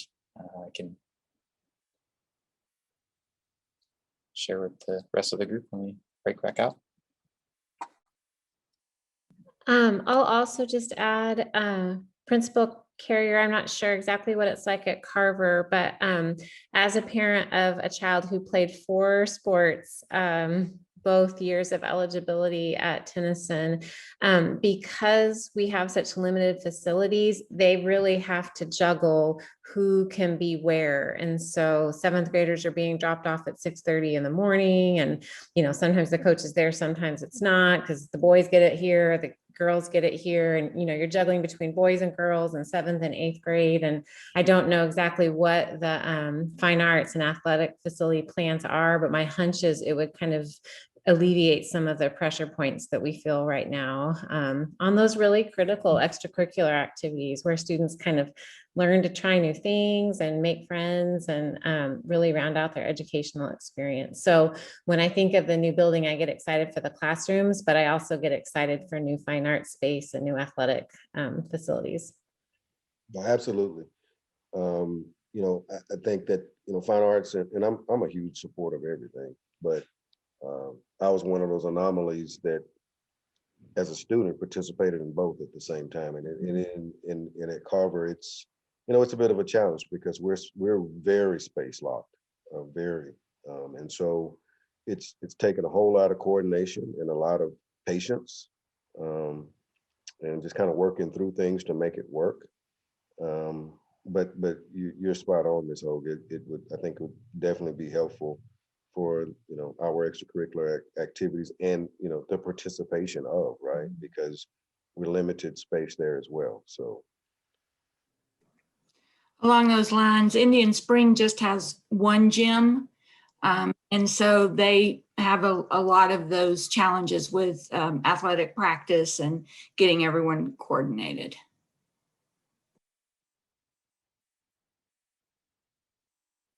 I feel like these new buildings, last week at the high school level and now at the middle school level, could really instill this fresh sense of pride for our students, but also for our faculty and staff. And that is so exciting to imagine.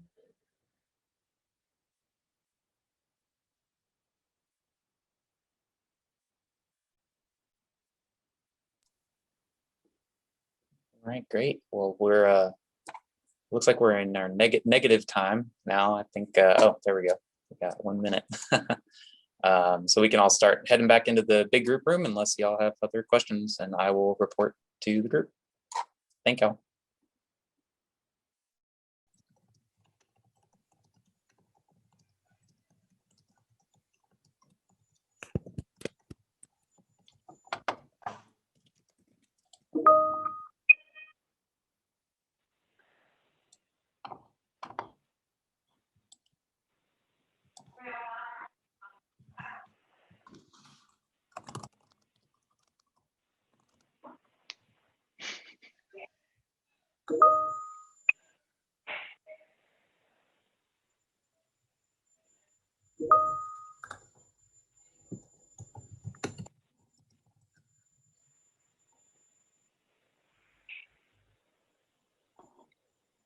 Looks like we're just all about getting back.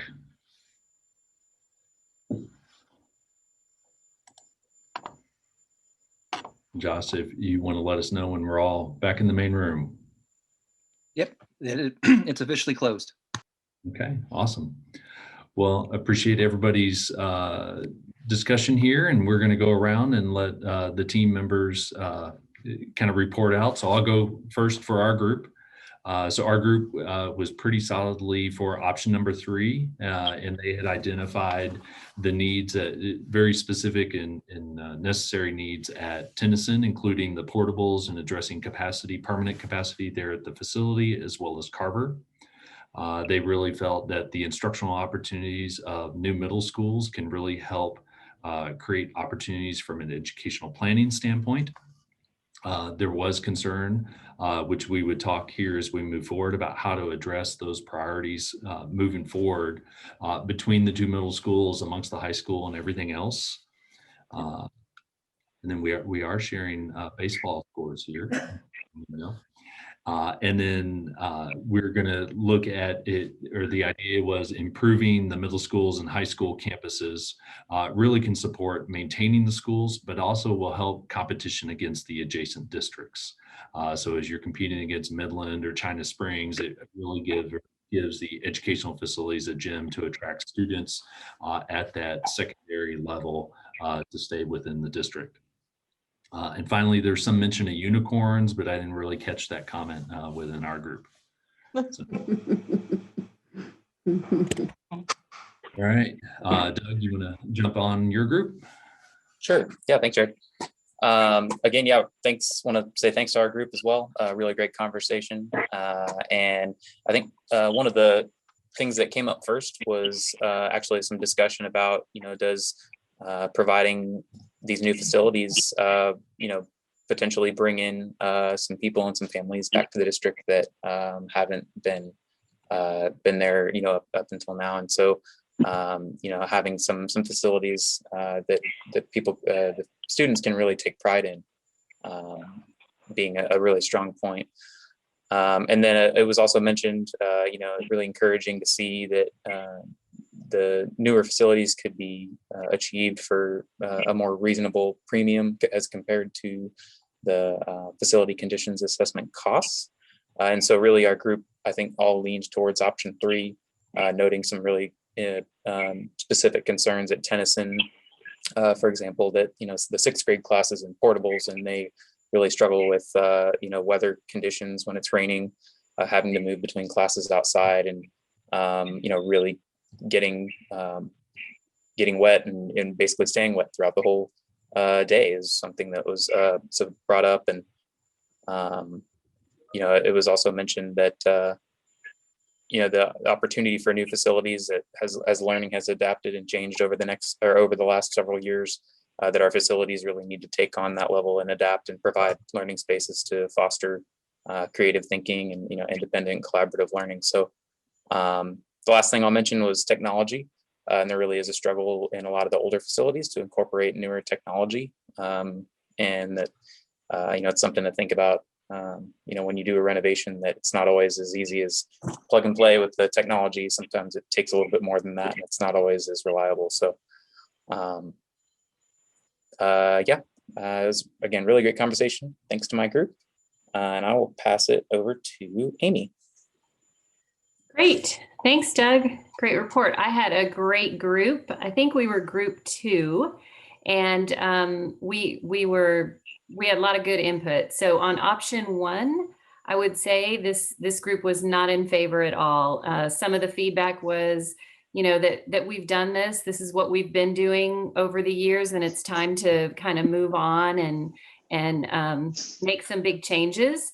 So option 1 was not preferred to only address the facility condition assessment issues. However, during this conversation, there was a request that we be sure and look back at Lake Erie Montessori and its needs for improvements, the facility condition there. Some of the people in the group would really like to see some investment in this campus, and understand that could be a long range plan, but they'd like to see it talked about in the plan. But everybody did agree it's well maintained and the staff is great, but just there are some facility issues there as well. Option number 2 was consolidate Carver and Indian Springs. We had some good conversation about this. It's definitely favored over option 1, at least. A couple of the comments made were to please be sure that we that the district consider keeping the Carver name for its historic importance and community importance if there is any sort of consolidation or combining of campuses, to make sure that that's considered. The group really loved the idea of having new facilities, but are worried about the cost, since we haven't talked yet about potential bond capacity. So they're keeping that in mind, but feel like if we can afford it, we should do it for the kids. Another topic that came up here was just voicing some concern about any type of a consolidation or combining of campuses. While these two seem to make a lot of sense from geography and attendance, wanted the district to be sure to keep in mind this is always a concern for community members. And so think about the impact on a neighborhood of past boundary changes or consolidations, and the communications and all those things involved when considering which schools are taken offline. And then the other positive aspect here that was discussed is, the potential option of repurposing one of these schools for another great community use and district use, such as a possible administration building, as was mentioned. So then that took us to option 3, which which was the favored choice. We took a thumbs up vote with our Zoom reaction button, and it was overwhelmingly the choice. It might have been unanimous, but a few of us had a hard time finding the thumbs up button, but we overcame. So this is the option that our group would choose if it's possible. Some of the feedback was just that Tennyson is busting at the seams. So many portables create some challenges, as well as economical issues at this campus. So the thumbs up choice was option 3 for our group. Thank you all too. Y'all were awesome. And I will pass it over to Jessica. Thank you.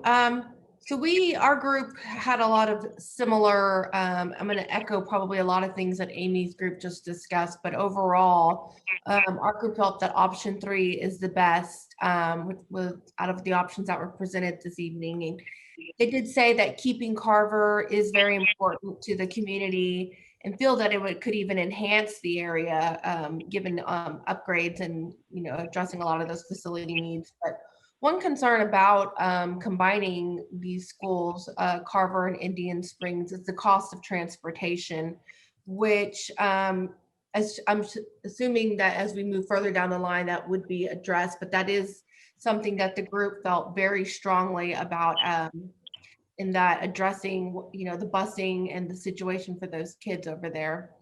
The other kind of slight hesitancy about option 3 for our group was Tennyson.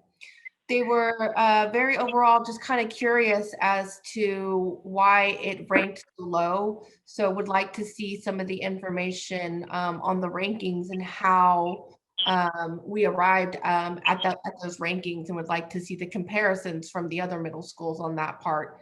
But did agree too that the portables definitely needed to be addressed. But kind of also said maybe once we see all of that, maybe it's not a whole new campus that Tennyson needs. And that way it could kind of use money to address another topic that we discussed, which was Lake Air. And Lake Air just being monumental in the community as far as it's a huge attraction for the district. And so just addressing some of those educational needs, those classrooms that are not quite appealing to the preschoolers right now, that could possibly be a way. But, overall, would like to see some of the information on how we arrived on Lake Air, and kind of see more of that facilities assessments and some of the data to review before that's completely taken off of the table. So would like to see some of that as an option as well. There was another kind of option thrown out there for as another, which was what if Indian Springs, since it's the growth of Waco and its premium property, and it was brought up that there could be a lot of money brought by selling that, and then and using that possibly to address other areas of growth right there. But overall, felt that Carver is a huge part of the community. It's got a historical background in Waco, so really felt strongly about definitely keeping Carver over Indian Springs on that part. And with that, I will pass. I think the last person we have to hear from is Casey. Great. And so our group, at the beginning, we sort of dove right into sort of questions, concerns. We ended up circling back later on to sort of say, oh yeah, we saw option 3 was pretty well liked. We didn't really take exception to that. My group, I'm going to call it, assigned us homework essentially, which is pretty good. And so we had a lot of discussion, something they would like to see in a future community meeting like this. Just worried about the increase of people moving into Waco and then them saying that they won't be WISD. So I think we just have to consider that growth so we don't get to capacity in the next 5 years.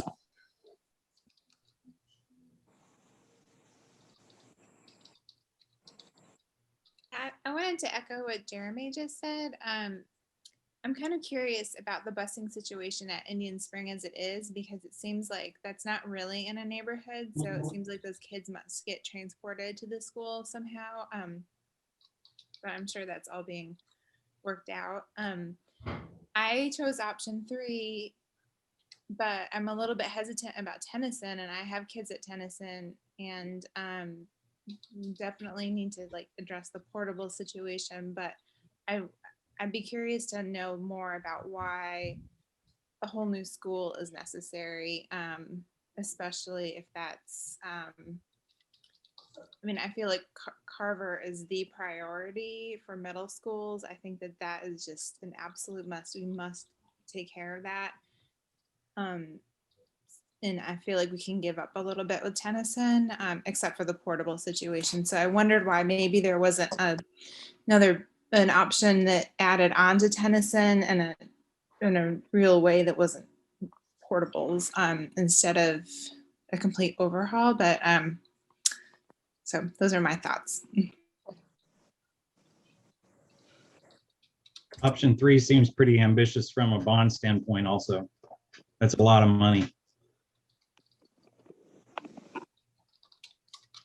Well, and it really does concern me because not to do something with Lake Air, when they have preschool children in classrooms that were originally built for junior high kids.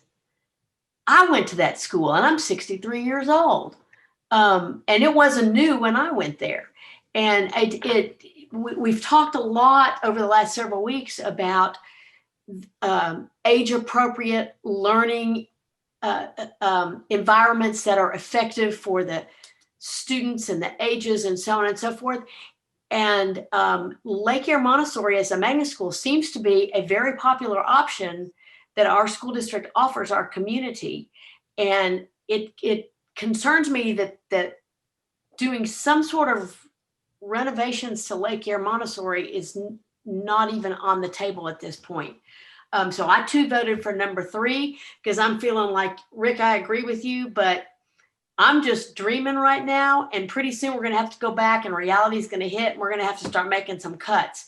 And so for me, I would like to see us dream big, but let's also look at something that would make Lake Air Montessori and that strong program a more age appropriate campus.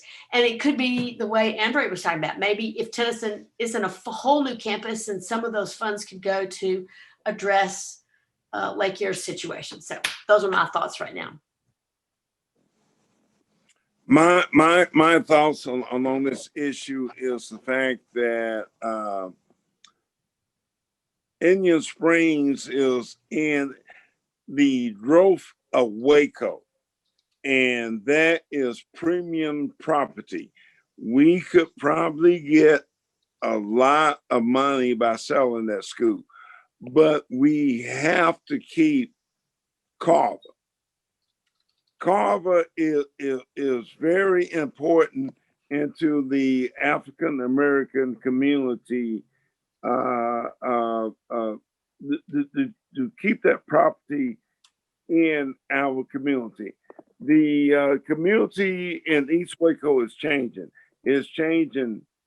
It's doing some major changes, but I can see us losing Indian Springs because of the all the changes that are going along in Waco and stuff like that, and the money we could get from that, not that money would also support Carver and all of the other middle schools and everything like that.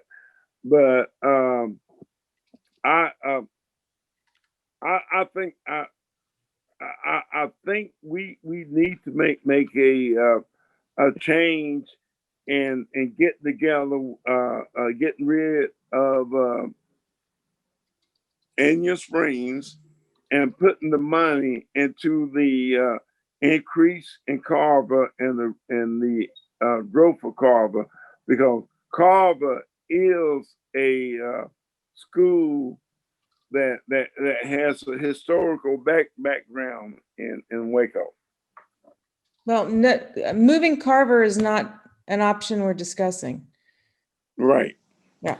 And the value of the Indian Spring property is also something that's not on the table right now. And who's to say what that is or what we would use that for?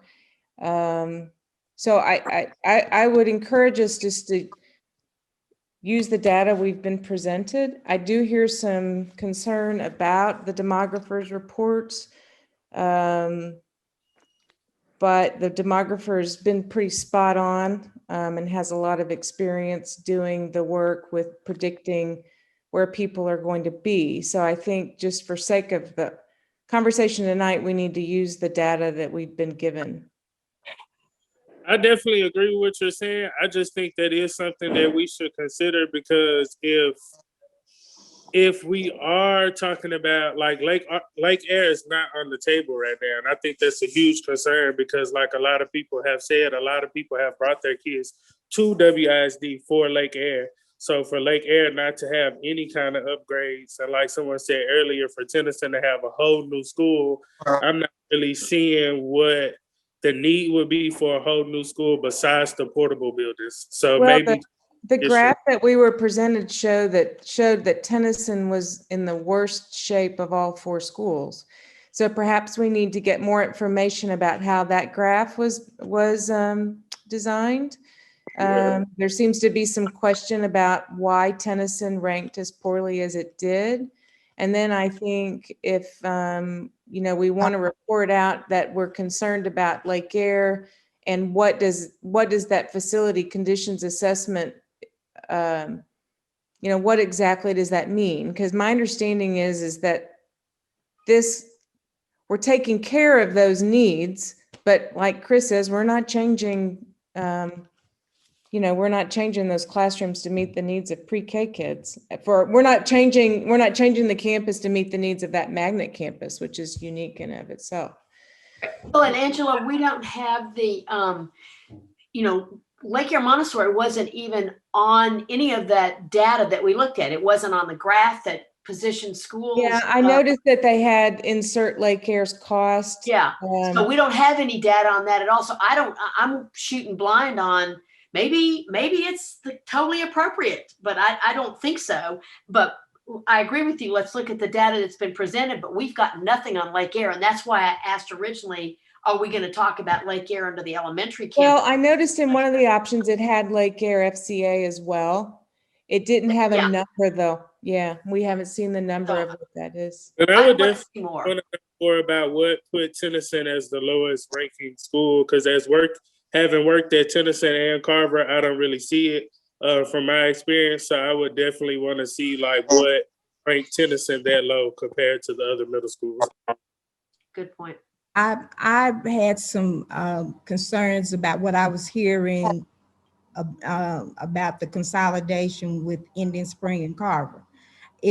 I think it's okay to consolidate. I love the idea of maintaining the Carver property because it is in a predominantly African-American community, and you cannot take that out of the neighborhood because it would create all kinds of economic issues, social issues, I could run the gamut on that.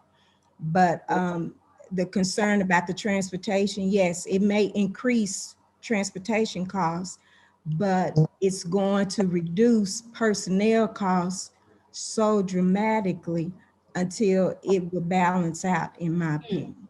Well, As and far- I want to be careful making assumptions that it will increase transportation because we haven't been given that information, and Indian Spring is not in a neighborhood as it is. So there's a lot of, I would guess transportation to and from Indian Spring is already a pretty big expense. Mhm. And I'm afraid of us making an assumption that there'd be a big difference in transportation. That's 'Cause even we just better, don't know. We haven't been That's- given that information. That's even better than I hoped for, but for Yeah. the sake of argument, if in case, because what you need is enough information that when these concerns pop up where you don't have us around to help you with the information, you're loading your gun. That's what these talks are about. Community telling you information to help you load your gun so that when you have to address certain crowds and protect the plan, you have the information you need to do that. And all I'm saying is Carver is the better choice over the Indian Spring campus. And for the argument of personnel, if it comes up, personnel costs will save on that. And you will be caring for the African-American community by allowing the campus to stay in the Carver Park area, and it would be very nice and enhancing for the community. Also, as far as Lake Erie, and I have a soft spot in my heart for Lake Erie because I went to Lake Erie. I started my administration career at Lake Erie, and I could just go run the gamut on it.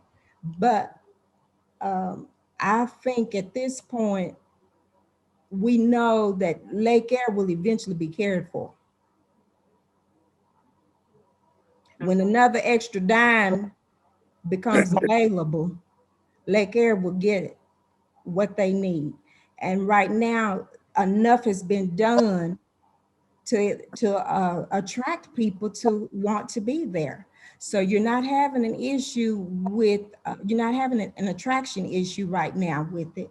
And when funds are available, I'm sure that the board will consider what can be done. Okay. Dr. Francis, the issue that I also look at is that now that I mean I'm throw out a rumor. The rumor is that housing, federal housing over there by off of 11th Street, that they Baylor University is going to clear out that housing. So the question is, the kids who are over there in that area, I think they go to Jesus Chavez. I think that's where they go to. But yet and still, that is still going to affect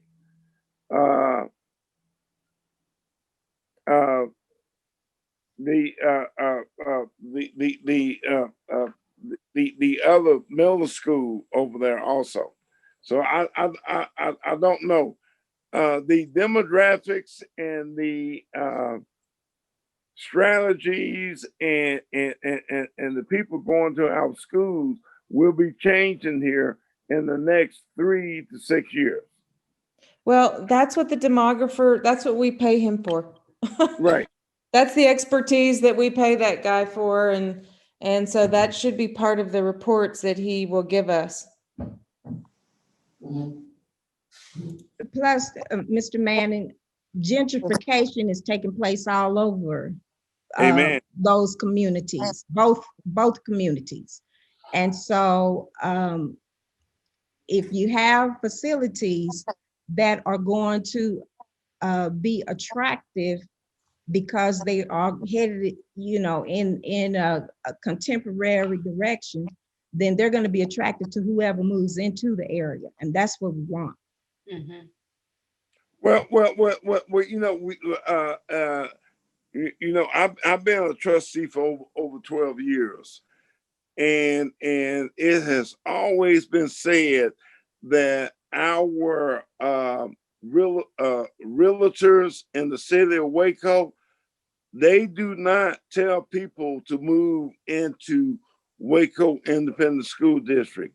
They tell them to move out to Hewitt, Robinson, all over, but they don't tell them to move into Waco Independent School District. And and that is a problem also.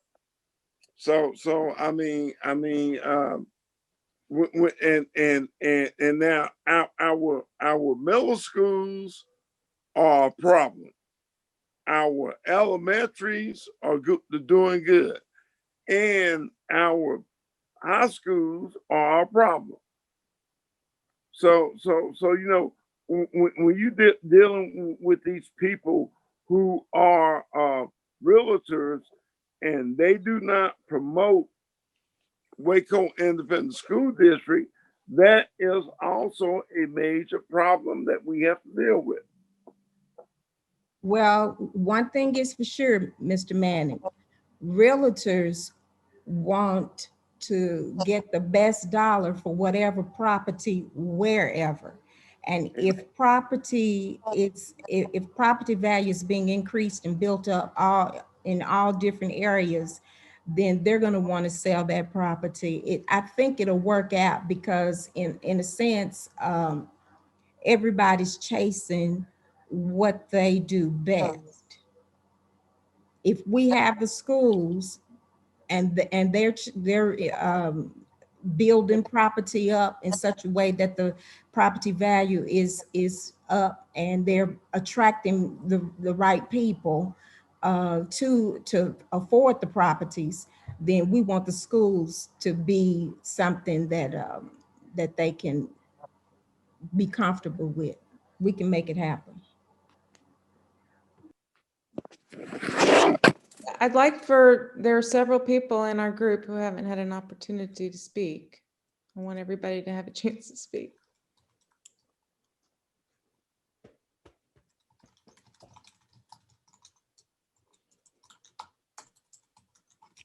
I would like for Ms. Tawana Lee, who is the principal of South Waco Elementary, to make a comment.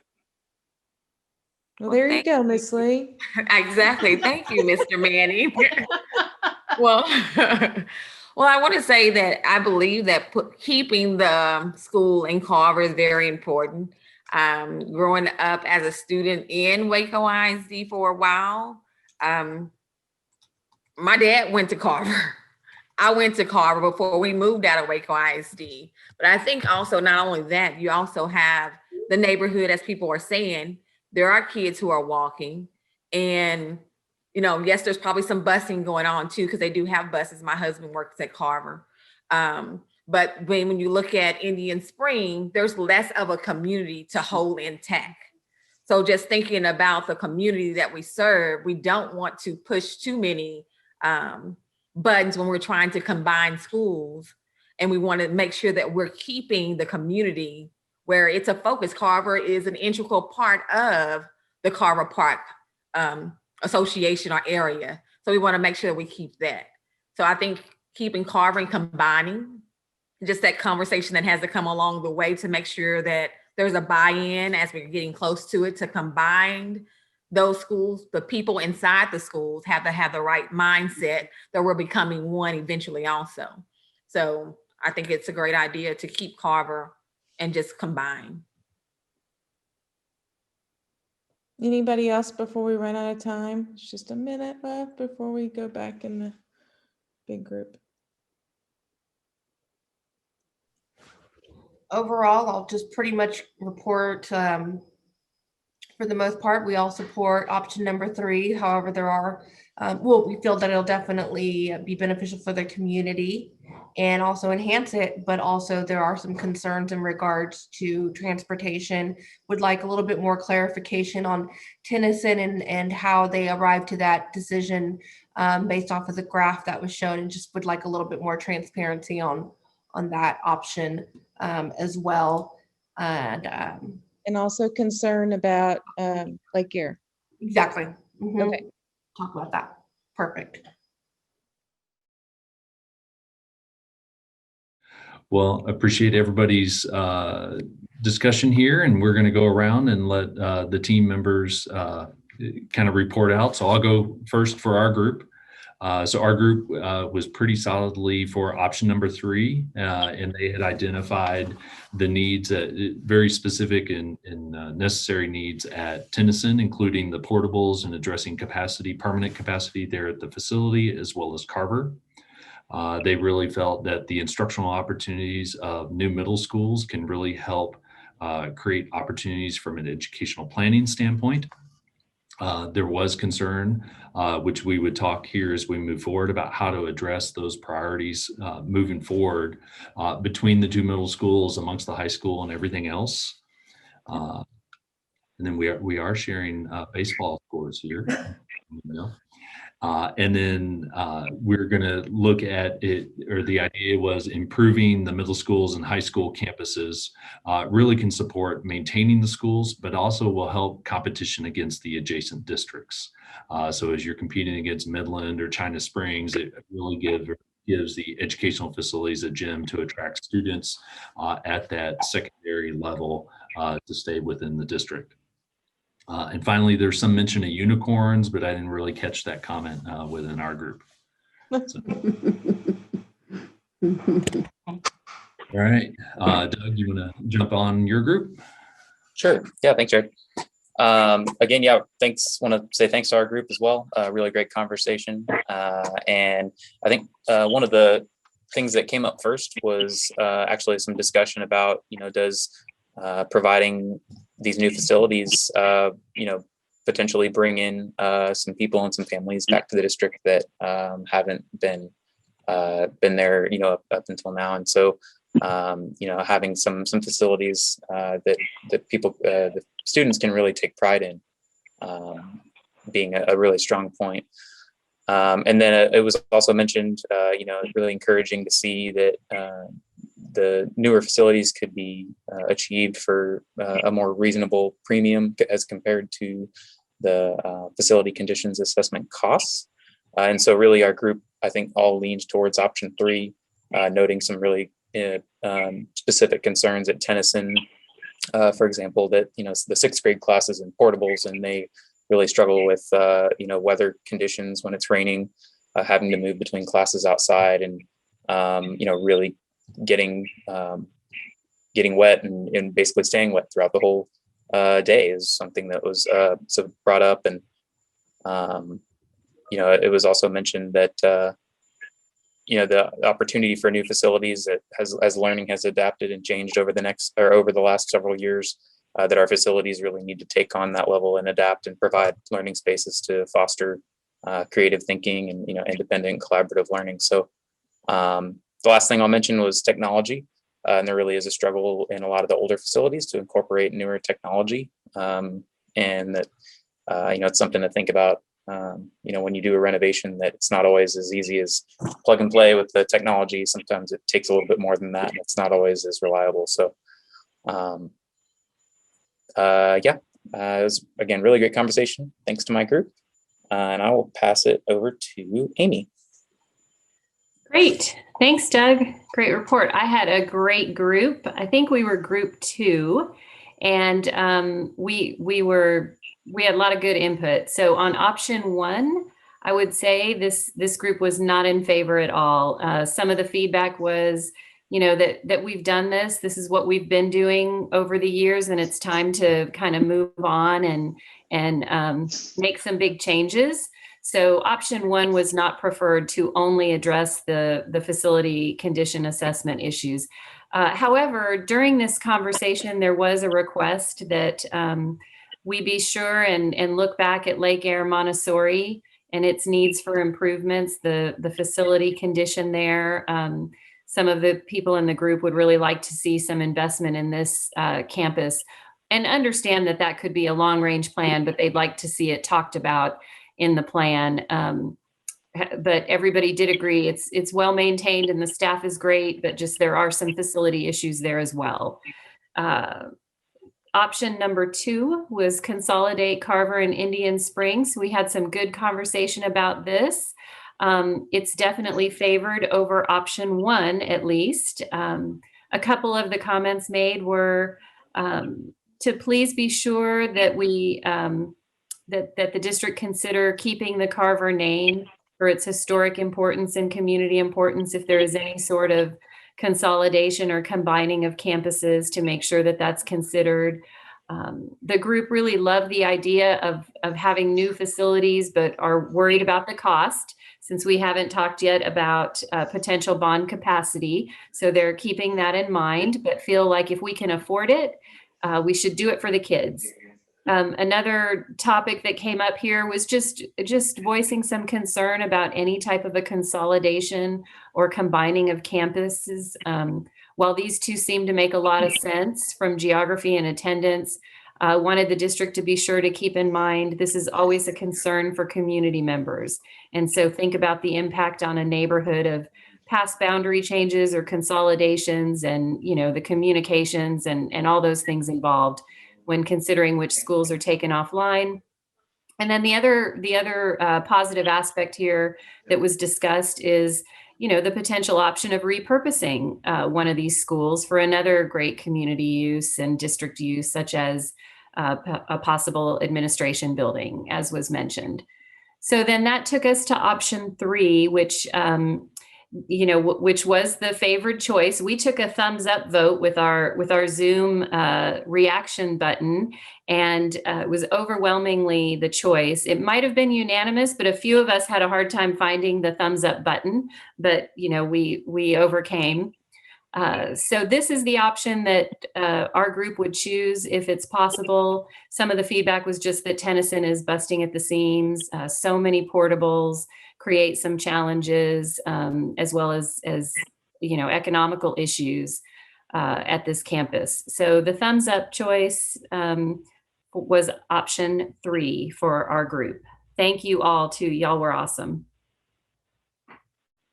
And I will pass it over to Jessica. Thank you.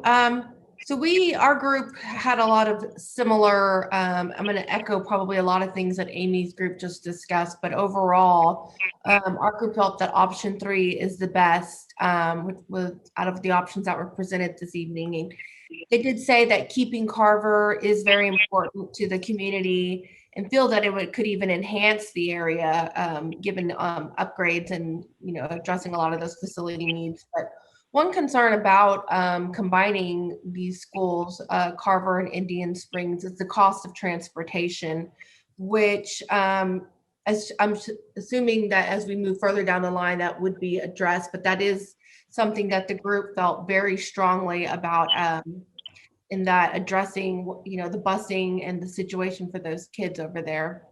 The other kind of slight hesitancy about option 3 for our group was Tennyson. They were very overall just kind of curious as to why it ranked so low. So would like to see some of the information on the rankings and how we arrived at those rankings, and would like to see the comparisons from the other middle schools on that part. But did agree too that the portables definitely needed to be addressed. But kind of also said maybe once we see all of that, maybe it's not a whole new campus that Tennyson needs. And that way it could kind of use money to address another topic that we discussed, which was Lake Air. And Lake Air just being monumental in the community, as far as it's a huge attraction for the district.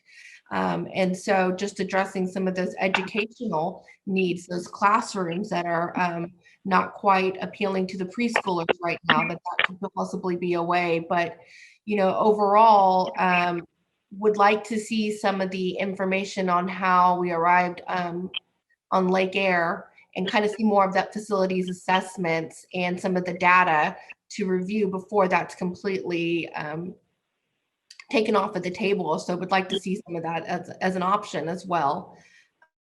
There was another kind of option thrown out there for as another, which was what if Indian Springs, since it's the growth of Waco and its premium property. And it was brought up that there could be a lot of money brought by selling that, and then and using that possibly to address other areas of growth right there. But overall, felt that Carver is a huge part of the community. It's got a historical background in Waco, so really felt strongly about definitely keeping Carver over Indian Springs on that part. And with that, I will pass. I think the last person we have to hear from is Casey. Great. And so our group, at the beginning, we sort of dove right into sort of questions, concerns. We ended up circling back later on to sort of say, oh, yeah, we saw option 3 was pretty well liked. We didn't really take exception to that. My group, I'm going to call it, assigned us homework, essentially, which is pretty good. And so we had a lot of discussion. Something they would like to see in a future community meeting like this is, how we're maintaining equity across the campuses, both new and existing, and this is across all school levels. We also talked a little bit, just like Jessica and some of the other groups noted, transportation cost impacting. We sort of mentioned it and then kind of circled back and said, well, Indian Spring, there are little to no walkers there. And so you're already transporting Indian Spring students. And so moving them over to Carver is a couple extra minutes, but is probably not going to be a huge cost driver. And we talked a little bit about how it's not included in the numbers we evaluated today, because the numbers we evaluated today were purely building and site-based and didn't include, your staff and your infrastructure, and not infrastructure, your support like busing, maintenance, et cetera. We also had one of our things they would like us to follow up on is when we're talking about Tennyson, for example, currently Atlas, the Gifted and Talented program, is centralized there, and would like to hear about if there's a plan to redistribute that across all middle school campuses. It was discussed perhaps that should be an advantage available to all campuses. We also talked a little bit about losing, there's a lot of media or talk around town about losing family students, particularly at the middle school level. And so, acknowledging that both options 2 and 3 provide a new facility or 2, and that we think would help, with public perception. And then a big one that we talked about is redistricting. And so the question came up is, how are we going to redistrict this? And we reported back that ultimately it's the board to make that decision. And so the discussion on the group is they would love to see community involvement in that, or participation, to gauge the interest and so understand the impact of that. And then the last 2 questions we had that, they would like us to see followed up with at a future meeting or publication or something is, the impact of Transformation Waco. Is there an impact from that group and vice versa? And then also, we talked a little bit about Lake Erie Montessori in 2 different veins. We heard a few comments that, in the middle school realm, Lake Erie Montessori is actually a pretty small population compared to the others. But then we also heard on the flip side, it's a really important and unique program, and it would be nice to see that available in other areas of town. So we kind of went a little hot and cold, not hot and cold, but up and down on Montessori Magnet for middle school. And I think that summarized it. So we'll have to come up with a strategy to make sure all these questions are answered, both the ones in the chat and the ones we have from our small groups. That's right. We have homework, Casey, that we have to work on here after this. Mm-hmm. Exciting stuff, and I think it was great discussion. And I think, Jessica, if you want to bring the presentation back up, I think after hearing this, and it seems like a lot of the voices were leaning towards 3. Didn't really hear too many 2s out of there. But we want to go back and confirm just kind of how everybody feels after talking about it a little bit more, getting a little bit more information here. And so, if Josh, you can let me share my screen again. I can bring up that presentation. You can do that survey one more time. Okay, it should happen now. And this will be the last little part, and then we will close it out. So again, we were able to break into our groups, talk about the different elements. So again, if you'll bring out your phones, you should be able to just start the next text section if with this one is active. And then we would ask you to vote again to see if anything has changed in everyone's opinion. People already were racking up 10+ votes.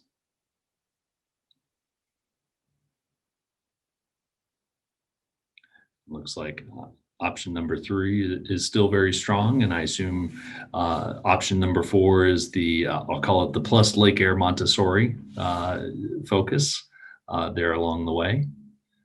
And if it's not, if you'll add some notes in the chat or any thoughts about that, I would appreciate it.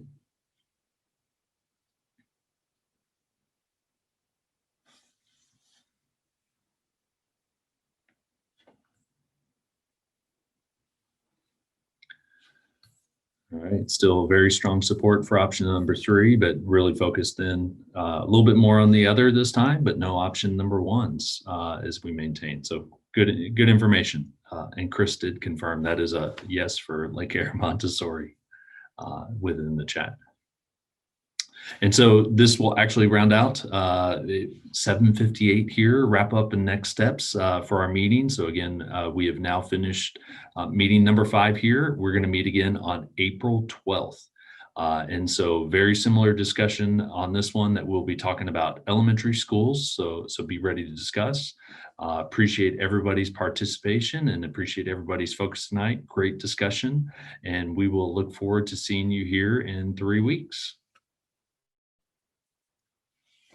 Dr. Buchanan or Angela, anything you want to close out on? I'll let our, thank you all. I will let our board president close out the meeting.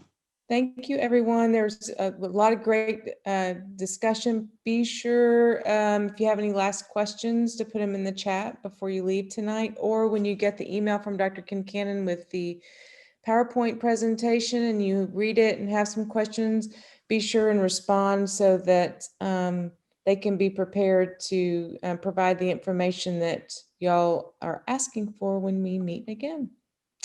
Okay, good luck on everybody's brackets. And with that look at that, 7:59. So we have another minute or two if you want to drop things in the chat. But otherwise, we're adjourned. Thanks, everybody. Good to see y'all.